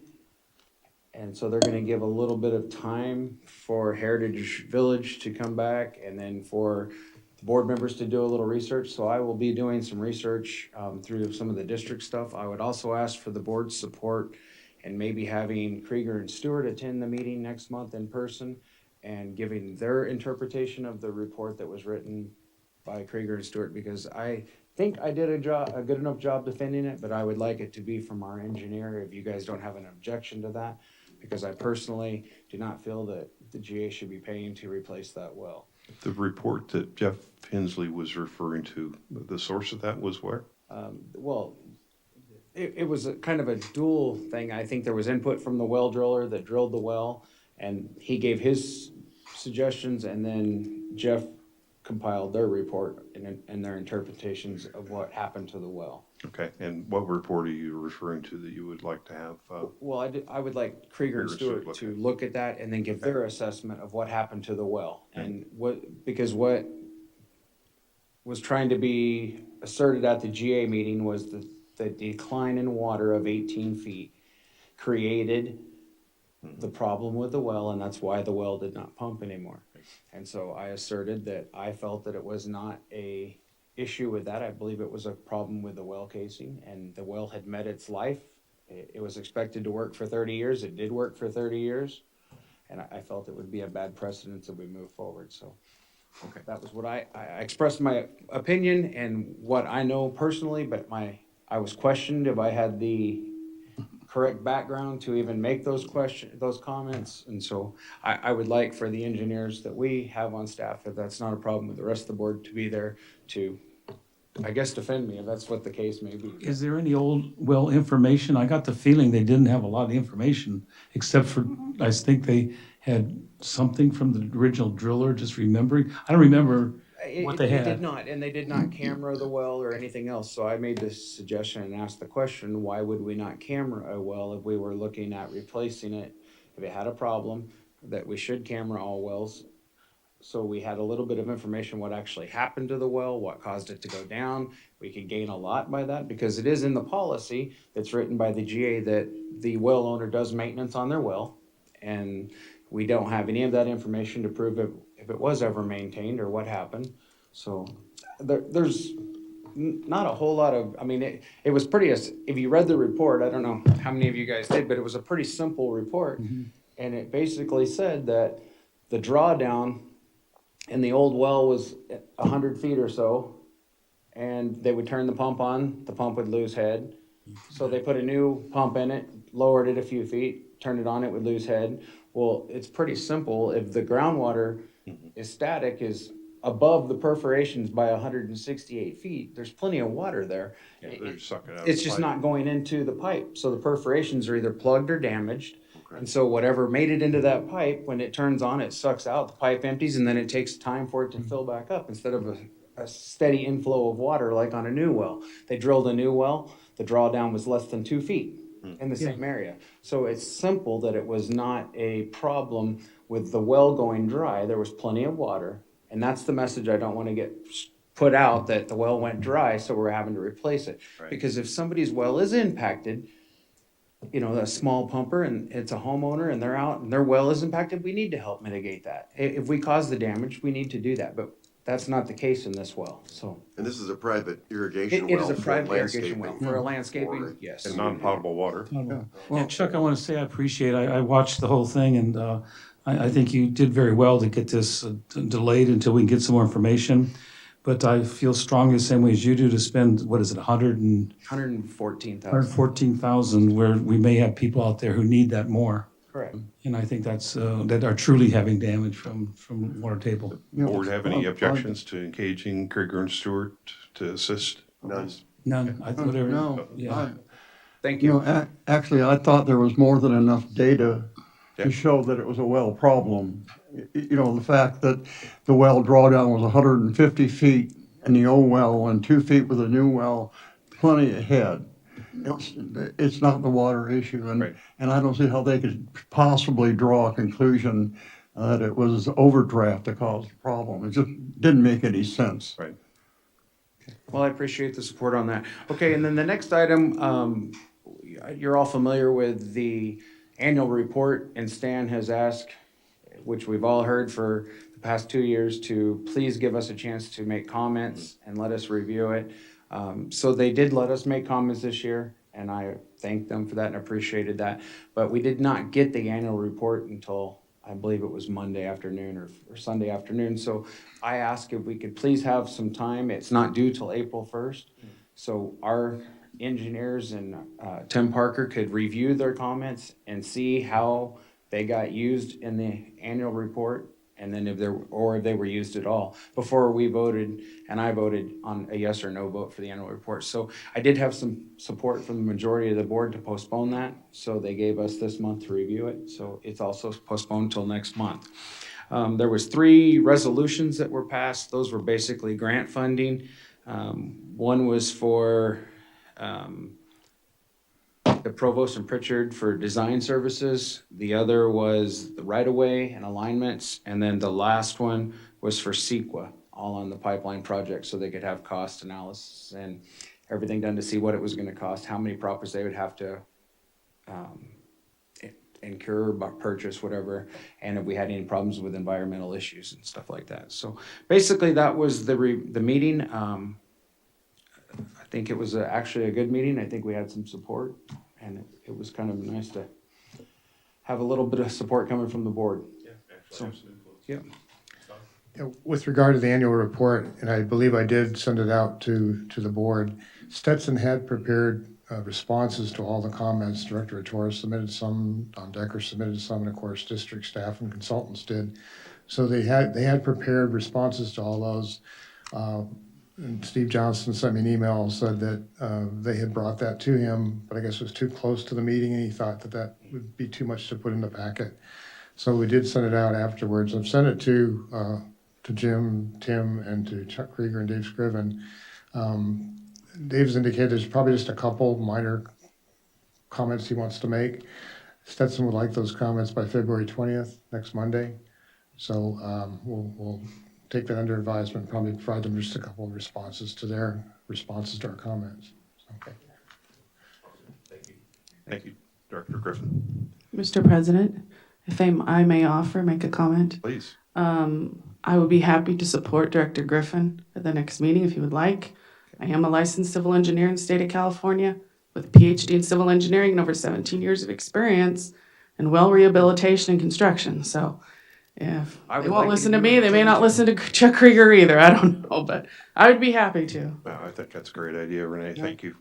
Yeah, we didn't mean to overlook the technical talent we have right here in our backyard, but. Yeah. Okay. Lacking any other questions or observations on this topic? I have a couple additional comments. First of all, I want to compliment Chuck on the way he handled the well situation. I think he said all the right things, and quite frankly, it was a lack of people to understand what he was saying, I think. Certainly had a bunch of those. 2 items I noted in addition is that the 2022 audit has been further delayed. The same reason was given, is that the auditor is trying to understand all the litigation. I think I heard a comment from the general manager that they were considering changing auditors next year, which bothered me a little bit. I don't think the way to avoid a problem with an audit is to change auditors, if that's what she really said. What she said was, I asked the question because in the initial report at the beginning, they were asking for an increase. And they asked for a change order from the auditor because they did not have the full background of everything that they needed to compile their data. They didn't know everything that was going on through the GSA, so there was a change order. So I asked the question to the general manager, if looking forward towards next year, we should see a reduction in cost from this price then, if the audit company is now familiar with the GSA, the way they work. And her answer was that next year we would probably be going out to bid, that it was time to go get bids. And so I guess it's just a Okay, it general was, process. It would be a I two-year wasn't sure process. exactly what Yeah. I heard, but that does bother me a little bit. Because we've really only had this guy for 3 years, and the first couple of years, the audits were trivial. Yeah, I don't know what I don't know what the JPA says as far as how often we have to go out for bids, so I will look at that and see if I can find out from Yeah. Jim.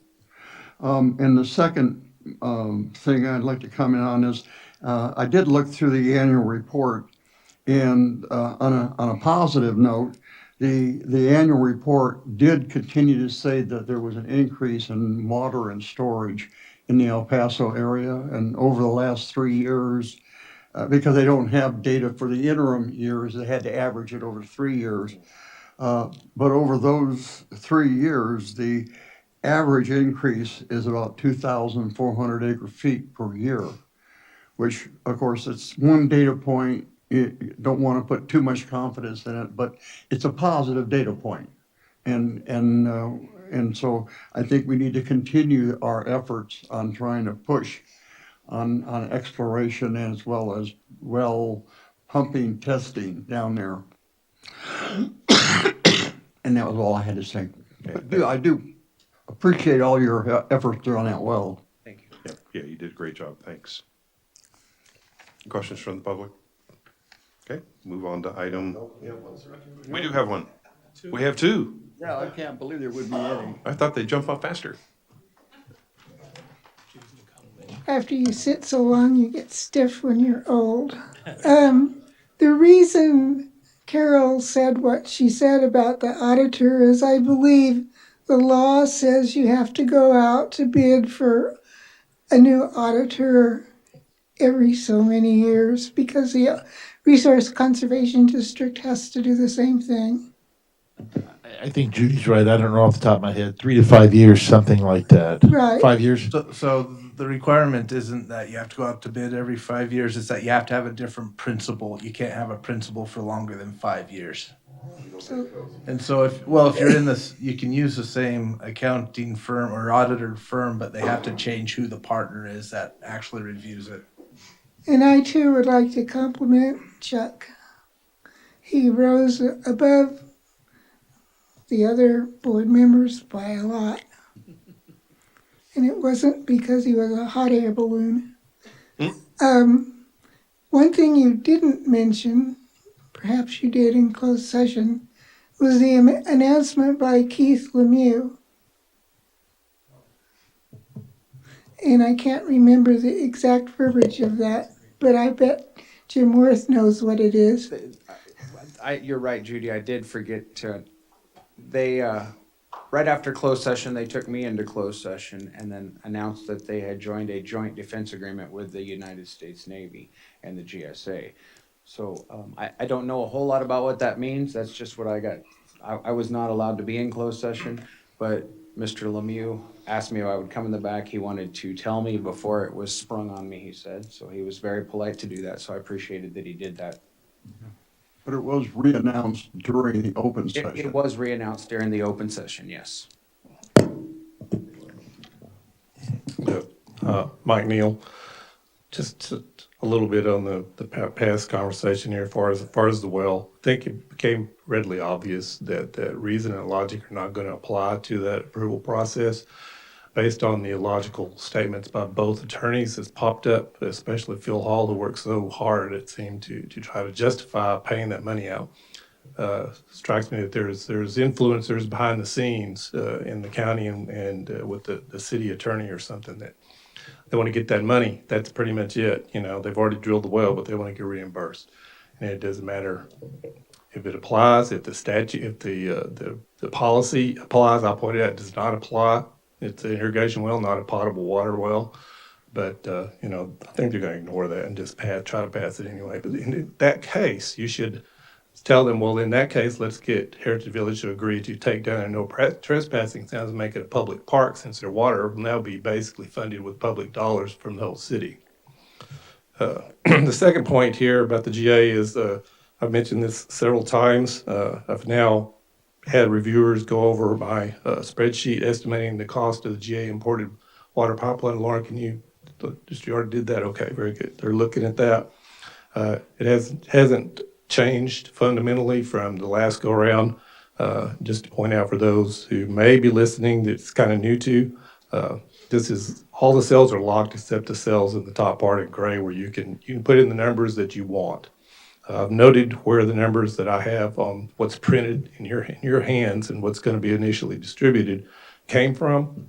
And these are GA numbers from the 2019 supposed TAC report. And I've been informed in no unclear terms that this didn't come from the TAC. It came from somewhere, and the GA has published it. So they're letting the TAC be the front man as far as putting it out. So these are their numbers that they can't say, well, you just made these up. This is their numbers. Well, the bottom line is, if you look down at the bottom under the scenario of using 2% finance rate, a 30-year financing term, and even using the huge grant amount that the GA has assumed of $125 million for the AVEC pipeline, you come up with a $97 per month cost per household to the approximately 12,500 households in the valley. So on the back, I've also put some representative amounts because you could do different things. You could change assumed interest rates, assumed inflation rate, so forth and so on. The best it's ever going to get is if the pipeline costs you nothing, you just got to pay for operation, maintenance, and service costs, and that's going to be $54 a month. And I believe that's way over what has been thrown at the GA meetings is what the cost will be. And of course, we know it's not going to be that much. So it could be $80 a month. It could be $130 a month, depending. So this is available for public distribution. I'm going to email it to all of you after I finish here tonight. I wouldn't mind if it got put on the Water District website, but you'll have to decide if you want to do that. I just want to get the information out to the public. If anybody's got any suggestions as to groups that I can send this out to, it's free, open for public distribution. Anybody who wants to send it to anybody can send it. Just like to get the information out. Like I said, at the GA meeting, I brought this up and I said it's sad that the GA itself hasn't done something just exactly or very similar to this so that people can easily understand what's coming their way. But if they will do it, I'll do it. And I think we can get the info out. So thanks a lot. Yeah, thanks for your effort, Mike. And I think Director Griffin mentioned something about this Army Corps of Engineer task is going to be looking at estimates as well. Is that correct? Correct. They're gonna do a study to see what it will cost, to see if it's feasible, so. Okay, so there'll be additional highly data anticipating that. coming. Okay, thank you. Any other comments on groundwater? It turns out that the provost and Pritchard at a meeting 2 or 3 months ago indicated they'd be doing a rough order of magnitude cost analysis of the infrastructure portion of that imported water study. And I haven't seen the results of that yet, but hopefully they're still going to provide, again, nothing doing operational or anything like that, but just the infrastructure alone, they were going to put together a ROM. Okay, good. So another input. Okay, on to item number F, replenishment fee adjustment. Yeah, I just have a statement. The governing ordinance for the replenishment fee contains a procedure that allows us to reconcile the district's payment at the end of each year. We're still working with the Groundwater Authority staff to reconcile those numbers for 2022. We've had some additional discussions with the authority staff since the posting of tonight's agenda. Accordingly, no board action is requested tonight, and it would be premature to report on anything further at this time. I can report the discussions to date with the authority staff have been productive, and we can expect resolution soon. Okay, thank you for that. Questions, comments? Yep. Yeah, I might, Neil, question of clarification is I'm looking at the sheet that's on the agenda. At the bottom, it says monthly credit, $66,000 some odd dollars. And it's unclear who's going to get credited. Are these going to be some credit to the water rate users' bills, or That it spreadsheet works. is not accurate. It's nothing to even be paid attention to. That's what I said, we're talking to GA staff right now, we're reconciling the numbers. Okay. Yeah, it's too early for us to be able to give you a quantifiable answer. Sorry, Mike. Reasonable question, we just don't have the answer right now. A comprehensive adjudication. Mr. Worth?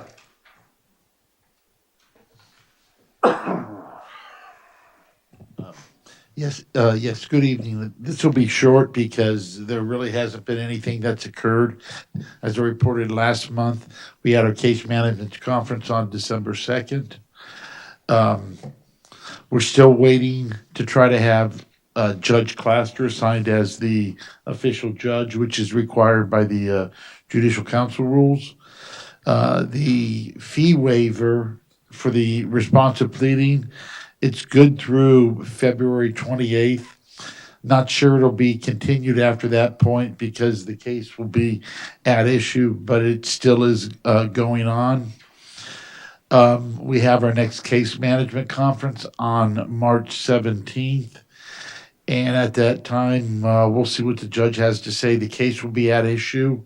And part of what the judge might be willing to do is whether or not he's actually been assigned as the judge. So,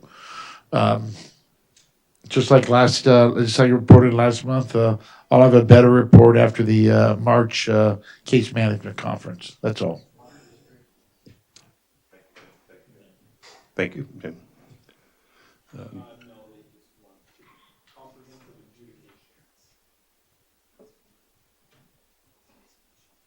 Okay, we'll go into the general manager report. Do I have a call on the line that's relevant to the topic we're discussing right now? It was another topic. It's Mr. Sanat. A previous topic? Previous topic there, Mike. Yes. Up to you. If he can keep it brief. If you can keep it brief, I'll transfer you. Okay, one second.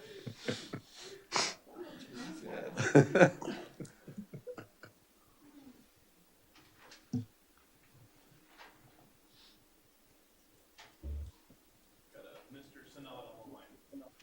Okay. Hello? Hello, Mike. Yes, sorry about this. I made a mistake and found it on the spreadsheet that Mike sent to you, and I just wanted to let you know it's downloadable from the Roadrunner 395 website. It was a correction to the inflation factor on the LADWP project. Okay. That's it. Thanks Thank you. Thanks for the clarification. Okay, thank you. Okay. Moving on to item H, general manager and staff update. As of today, employees at the Water District have worked 40 days since the last recordable injury. On the metered production at the wells for the month of January, 106,767,000 gallons, 327.6 acre feet. The number that we report to the State Resources Control Board is used for comparison is the metered water through the distribution system or the consumption, and includes non-revenue water from such activities as leaks, flushing activities, blow-offs, etc. And that number is 101,257,000 gallons, 310.7 acre feet. Since June, there's been a requirement from the state board to submit a preliminary report with just consumption, population, and residential gallons per capita per day. And that is due by the third business day of the month. The preliminary report as well as the full report were both submitted on February 2nd. The full report is still required by the 28th of the month, but we're always early. The conservation results for January show consumption was down 24.1% compared to January of 2013, which was the baseline year that was established by the State Water Board years ago. The 20% conservation target that was established by the District Board took effect in June of 2016. When we compare that, we're at a 23.6% cumulative conservation result. In response to Governor Newsom's request for a voluntary 15% reduction to address drought conditions last summer. The state board is also comparing the current water consumption to the same month in 2020, or in this case, 2021, because it's January. So comparing January 2023 to January 2021, there's a 9.6 reduction in consumption. If we look at previous Januaries, 2022, we had a 25.3% reduction compared to 2013 baseline year. 2021 was 16% lower, 2020 30% lower, and 2019 23.8% lower. The residential gallons per capita per day for January was 82.5, and once again, this includes both the indoor and outdoor usage. There were 3 new connections during the month, and they contributed $15,204 in capital facility fees. So far this fiscal year, there have been 13 new connections, and those new connections have contributed $62,538 in capital facility fees. Any questions on any of that? Okay, moving on to public outreach, everybody's favorite report. I did attend the community collaborative meeting at City Hall on February 7th. The information I shared included the upcoming board meeting on February 13th, during which Stantec would report on their facilitation services that they provided through the Department of Water Resources. I also mentioned the February 27th public hearing on the proposed rate schedule. And then lastly, I mentioned the Department of Drinking Water Division of the State Board has issued a requirement for a new report to be submitted either on a weekly, monthly, or quarterly basis, depending on their determination if your water supply is at risk. It's called the new SAFER report, SAFER. That stands for Safe and Affordable Funding for Equity and Resilience. Our district has been determined to not be at risk, so thanks to that, we have to submit quarterly, but we do have to do a monthly report. There's been quite a bit of, I was going to say consternation, maybe it is an appropriate word, on the part of aqua agencies that there was no input opportunity allowed for this report, that it just came out from the Division of Drinking Water. Emails were sent out, said you had to submit the report, log into SAFER, set up an account, and start doing the report. It's a very extensive report, a lot of information that's redundant on other reports. I participated in what they call a brown bag meeting, I think it was on February 2nd, with DWR personnel, staff. And they said their intent is to ultimately use this as the clearinghouse, I guess, for all the information from water agencies, and perhaps eliminate some other reports, but that probably won't happen for a few months or more. But the information there's a lot there. In the report has some bugs in it. For example, they want to know an instantaneous flow meter reading on each of your wells. We're lucky we don't have that many wells. There are agencies that have 100 or more wells. But they want an instantaneous flow reading, what time you took that reading. So for example, well 9A has not been active the last few months. So the last instantaneous reading was probably in November. So if you put that reading in and then try to enter the date, if you put the true date, it will tell you that it's outside the range because it's not January. So you can't enter that information and you can't complete that section of the report. So the workaround is that you have to put a January date in there, which obviously is not the right date, but that's the workaround. I did that when I came across that particular issue, but in the comments section, I wrote that the correct reading, the reading was taken on this date.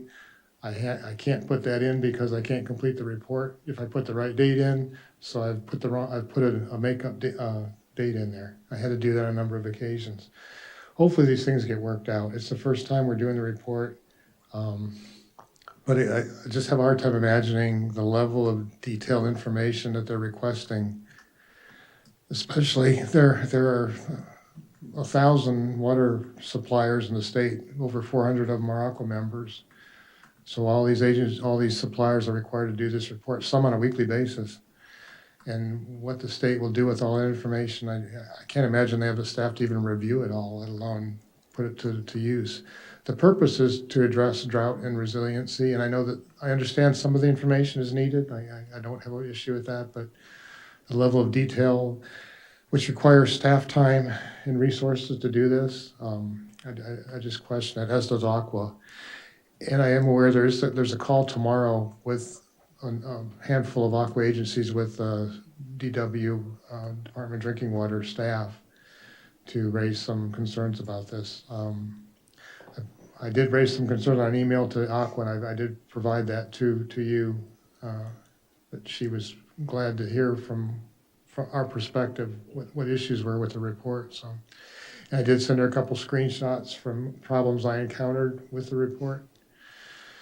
So I'm going long-winded here, but I didn't share all that at the community collaborative, but I thought I wanted to make sure that I shared that with you. We did get through all the hurdles, and we did submit the report on February 10th, so we have a reprieve till next month. But one nice feature, if there is a good feature, is that once you do the initial report, the next month you can go through, and if there's no change, there's a box that says no change. You can just click that box, and you don't have to do all that. Yeah, so we had to submit drillers' report numbers, a PDF of the drillers' report, static water level, pumping water level, even if the well wasn't pumped during the month. So, as I said, That sounds like the well registration process with the Groundwater Authority. So anyway, that's my report on public outreach. Other than we continue to work with Providence Strategic Consulting, trying to promote Water Smart. As of this morning, there were still 1,560. We just seem to be hovering around that number, and it's 12.1% of our customers. We just can't seem to go to that next level, despite all the outreach attempts and postings on Facebook. It is an increase of 9 over the last month, but it's the same as last week. There were 478 customer alerts that were issued in January through WaterSmart, and in the past 12 months, there have been 13,398 alerts issued by WaterSmart. I believe there'll be a lot more believers when somebody has an unexpected leak that runs for a while and creates a big bill. We continue to get customer feedback. It's very positive, appreciative of the alerts and appreciative of them being able to address the issue before they're surprised by their bill. And you don't have to be signed up to receive those alerts. Those go out to everyone that we have contact information for. But when you do sign up, there are other tools that help you monitor and manage your water use.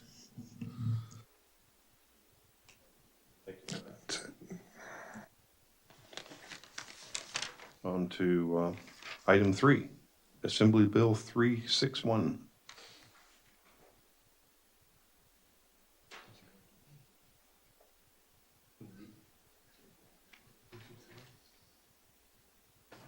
Do you want me to do it? I didn't see that one. The bottom line is that a lot of the temporary rules that allowed us to meet more generally with the with COVID pandemic ongoing, with the remote appearances, a lot of those are being repealed effective March 1st. So this will be the last time that you see the AB 361 resolution on here. If there are instances, I don't want to go into everything tonight. If there are instances where a director needs to appear remotely, we can certainly handle that. But they're definitely pulling back a lot of the COVID restrictions, and I guess also allowances that have been in place for the past couple of years.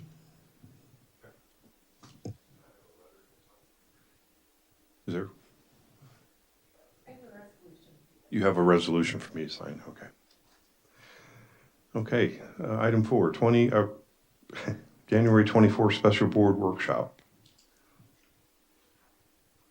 Who's taking lead on that one? I was thinking that would be you. Okay. It's the strategic planning. So we met in Don's office, Director St. Amand, myself, and Don, and we went through some initial discussions about what we thought were strategic issues for the water district. Don took good notes. We each took notes ourselves, just in case Don didn't keep good notes, and gave him notes. Trust but verify.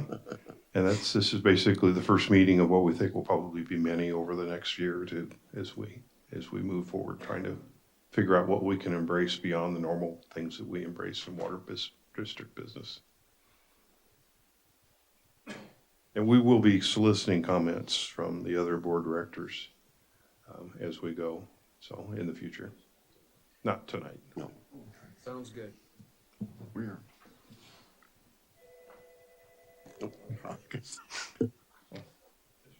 Yes. Okay, I have a comment on one thing that came out during the workshop that surprised me a little bit, and that was the presentation on the WaterView, what they call the WaterView software, that after I went back home and looked at that, I realized this essentially is software. I mean, apparently it was purchased. It didn't need the board's approval. And all of a sudden it pops up, oh, here we've got this software, and it's mapping and hot area mapping, and basically software that you can go through your database or your water bills, including the aerial view data that the state has apparently overflown the whole entire state, mapped out every property. They know what you got on your property and what you don't. And then if you look at that, there's a couple pages that really stood out to me was they basically are assigning little efficiency scores. And so then you're over the efficiency score, you can say, oh, look at this property. Here's what his efficiency score. You could probably look at everything else about the property. And then it groups properties and puts red areas on them and says, well, you got this group of properties using too much water. And of course, the what I'm going to call weasel wording further down in the presentation for that was talked about community outreach effort. Initially, that meant a nice little note saying, well, we saw that you're using too much water. We don't understand why. Let's see, maybe you can do something about this. That's going to inevitably lead to water policing. That's what it's going to do. You're going to be targeted. You're going to say, oh, this property, you just use more than the 55 gallons per day per person. And you're a bad guy, and we can't afford to pay the fines. It's always about the fines and everything. So you got to pay extra fees / fines, whatever. And the district can do that. They've done it with water overflow and stuff, and you get the regular reports about how many, water overflow user incidents that there have been, and whether they've been fined or just talked to, and that disturbs me. Disturbs me to think that we would readily partner with this effort by the state to police individuals' water use. I mean, they're paying their bills. If the water district ends up in a bind for some reason, which we don't know at this time how it's going to play out, and if they're going to come down on the water district's head and say, "Well, you're using too much water. All your people shouldn't be using so much water. We want to fine you." That, to my knowledge, has not even been claimed at any point. So we don't know how it's going to play out, but apparently we're actively going down the road of surveilling everybody's water use and assigning them efficiency, letting the software assign them efficiency numbers.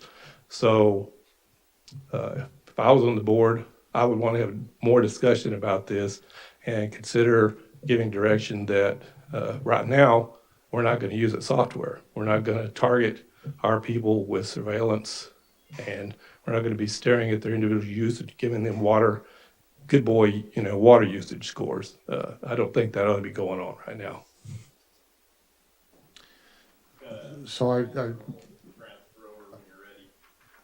I mentioned this when we were discussing Eagle Aerial, just to remind the board that the state is establishing the indoor component of the conservation. That's the 55 gallons, eventually getting to 42. They are not doing the outdoor, so they're leaving it up to water suppliers such as the water district to determine the outdoor component. Eagle Aerial has all that data. We do not have the resources that they do. They've already got the database. We don't have the resources to determine what would be individual outdoor components. So that was the justification for pursuing that. And I would add that I know it would seem like it's the heavy-handed approach is where this is going, but I would say that it's more of an educational approach. And I'll use the example of our field services group. You know, their primary job years ago was walking around taking meter readings. And when we did the AMI, the board asked the question, well, would this have an impact on staffing? And we said no, because we're going to change the nature of their responsibilities. So what we focused on, a couple things, meter box maintenance, which had been ignored for quite some time. They get filled with sand, spider webs, things like that, cleaning the meter boxes out, and more outreach to customers. And we've seen that with WaterSmart. When somebody gets an alert, they ask for help, and we'll send somebody over to help them try and find out what was the purpose for that alert. So it's more customer oriented, and I think customer service oriented, and I think that's what we would see here. If we see somebody that's not being efficient, I think we do it. It's an educational approach. You contact that person and bring the situation to their attention, and see if we can help some way for them to be more efficient, not come down and hand them a ticket with a fine. That's not the approach that we're looking for. I think education, sometimes I think people are too busy, don't really understand how the water they're using, the purposes they're using it for, and where there are opportunities to perhaps be more efficient. And that's why I see a role with this. And as you pointed out, the state is requiring us to report to them, and for us to go out and send a staff member out to look at all the properties and try to assess what the water usage is not practical. But using something that's already part of, right, we're not paying to have those overflights and the processing of the data that's already been done. The overflight's usually done by the county every year or a couple of years. They do that to make sure that people are putting up structures that have been permitted. Yeah, so those are readily available. Yeah. Part of that law is that it's 42 gallons per person per day is their end state to make California water conservation a way of life. How many people are living in the house? We don't know, and we're not going to look. It's not our job. We don't have police powers. We're not going to go with a census. So I don't know how that's going to be done anyway other than through per capita water usage. And I don't see any reasonable mechanism for going after individual water users. I have on the other hand, on the happy note, with GA fees and all the other exciting things that are going on in cost of living going up, I think we're going to see even less outdoor water usage as people give up their landscaping. And if those people go into a long-winded speech, that all of this is going to have unintended consequences. It's going to make our town and our state unattractive if it is allowed to continue unabated. And that's my concern. My concern is similar to Mr. Neal's, and I expressed that at our workshop. I just don't want to be surveying somebody's house. And so if we're not police. We're not police, and I don't want to be police, and I sure don't want to put our district staff to be police, because it's just not something I feel that we should do. So can you answer that question? The way I understood it is Director St. Amon, are they using data that's been compiled by like the county that takes a picture once every 2 years? It's not going to be a monitoring effect, or because that's where I have the issue. I don't want to monitoring somebody's house to say, well, here we see this wet part, so it's going to be more red. Let's look at it tomorrow and see, how it's progressing. So No, they're way too expensive to do those overflights, do that kind of monitoring as you're describing it. I don't know specifically what imagery Eagle Aerial used, but they did use existing imagery. I don't believe they did it themselves. It's public record. You can go down to the county and grab. Well, yeah, I can look at it on my Onyx. Oh, yeah, and look at people's houses. I mean, But you could do that with Google Earth, Yeah, right? so- Yes. Yeah. They've already been surveilled. Yeah, I mean, just a matter of input on that. I posed a question about the imaging, and I got the answer I expected, which was they do multispectral imaging. So it's it's EO and it's IR, and so they know what they're looking at, even if it's underneath tree leaves or whatever. That's pretty good imaging, and I recall of stating specifically, these were done with some kind of state funds. It was, the whole state was imaged so that it could feed into this software and then look at your water usage and then go, oh, you're using too much water, you don't even have that many plants kind of deal, so. Do we have a call, Chris? Yeah, let me get them transferred over. At one point in time, I thought we were told that the state's allocations would be applied at the water district or water agency level, and there would be no attempt made to feed that down to the individual homeowner. Has that changed? No, but to determine what I'll use the word allocation for the district would be, they have to have the information from individual parcels. Oh, okay. And then that's the budget. Yeah, And but- again, there's three classifications. There's irrigable and irrigated, irrigable and not irrigated, and non-irrigable, which would be like concrete, parking lots, that sort of thing. Yeah, or a house, I would assume. This whole thing makes me irritable. Or a driveway. I mean, That's irritable, not irritable, right? Yeah. Irrigable with a G, Yeah. not T. Right. Okay, so, I mean, it's just impractical for us to try to look at it wouldn't work. Even if we wanted to, I don't think it'd be possible, so what we need to do is figure out. That's why we've engaged with Eagle Aerial, because they have that database. Okay, caller? Hello. Hello? Yeah, this is Renee Westelos. Hi, Renee. Yeah, I'm calling in about the AB 361 sunsetting. There was no public comment Sorry about that. space given, but with that sunsetting, does that affect the live streaming of the water board meetings? No, we'll still continue. I think this is more appointed at boards and official government functions who've been relying increasingly on telework. It's not to preclude telework, but it's not making it the norm. So no, it will not affect us. You will still be able to dial in.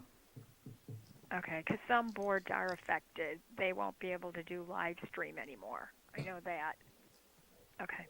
All right. Well, that's Thank probably you. by exception. Having said that, I don't think that necessarily means that Mr. Vallejo is going to have to show up at the city council every month, but maybe, I don't know.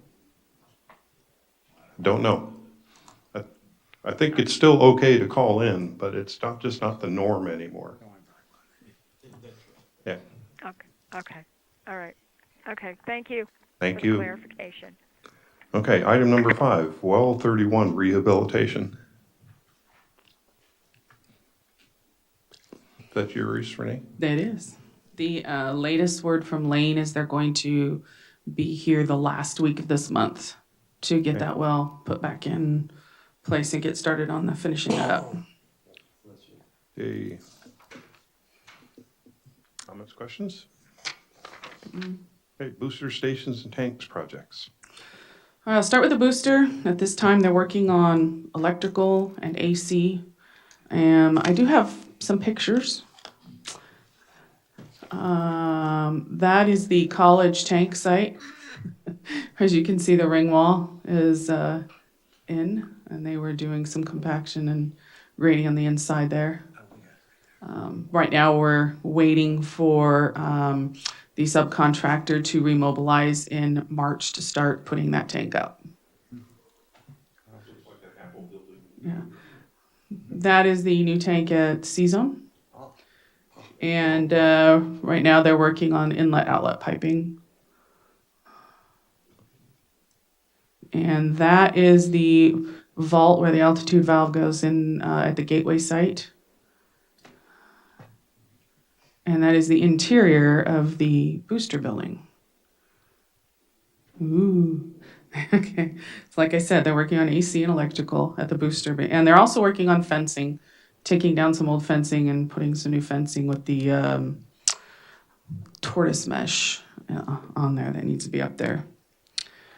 At the gateway, the new gateway tank, the new one is online. We do have permission from the state to use it. and we've been draining the old tank. There's some piping modifications that need to be made. And then that is supposed to be put back online. Although we did find that there's some coating issues on the inside of the older gateway tank. So that may delay putting that back online until we can get that remediated. I think that's it. Thanks for that. No, sorry. I've used that once. I shouldn't use it again. Questions for Nay on tanks?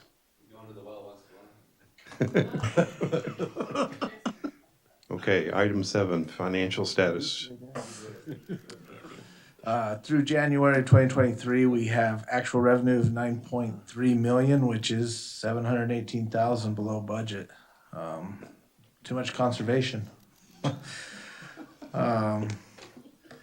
Expenditures were at 10.4 million, which is 361,000 below budget. So overall, we're 356,000 behind.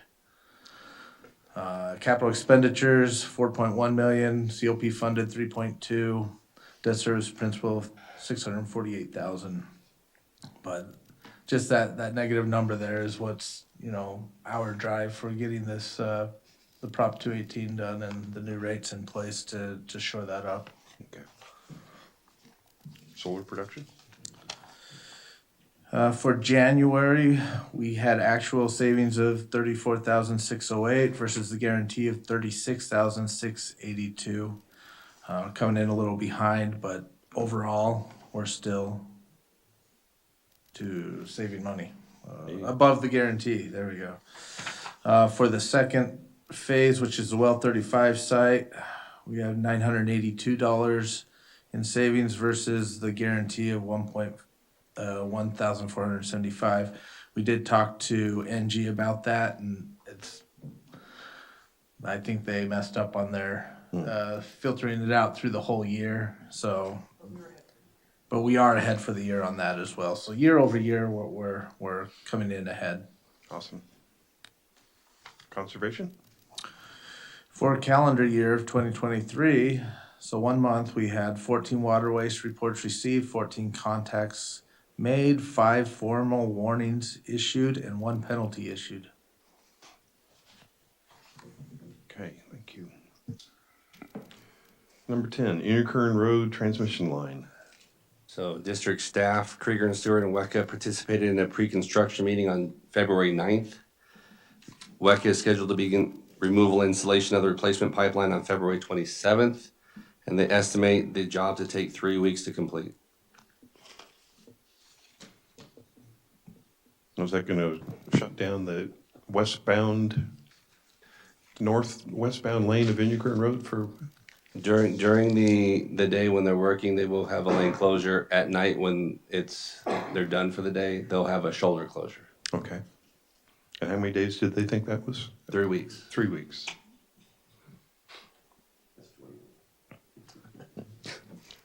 Thank you, Director. Arsenic treatment facilities. So plant 1 is still pending the under drain replacement. The media has been excavated and current under drain has been removed. We're waiting for a revised quote to only replace the laterals for the under drain. And staff is working on salvaging as much of the media as possible to replace in the vessels.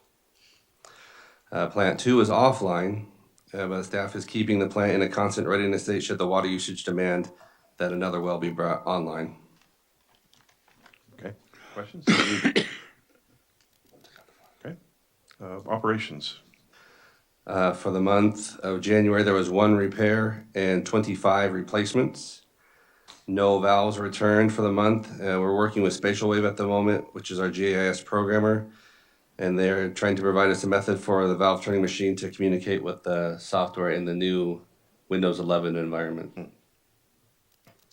And also, there was 0 no-des runs, leaving our grand total at 8,597,835 gallons. Very good.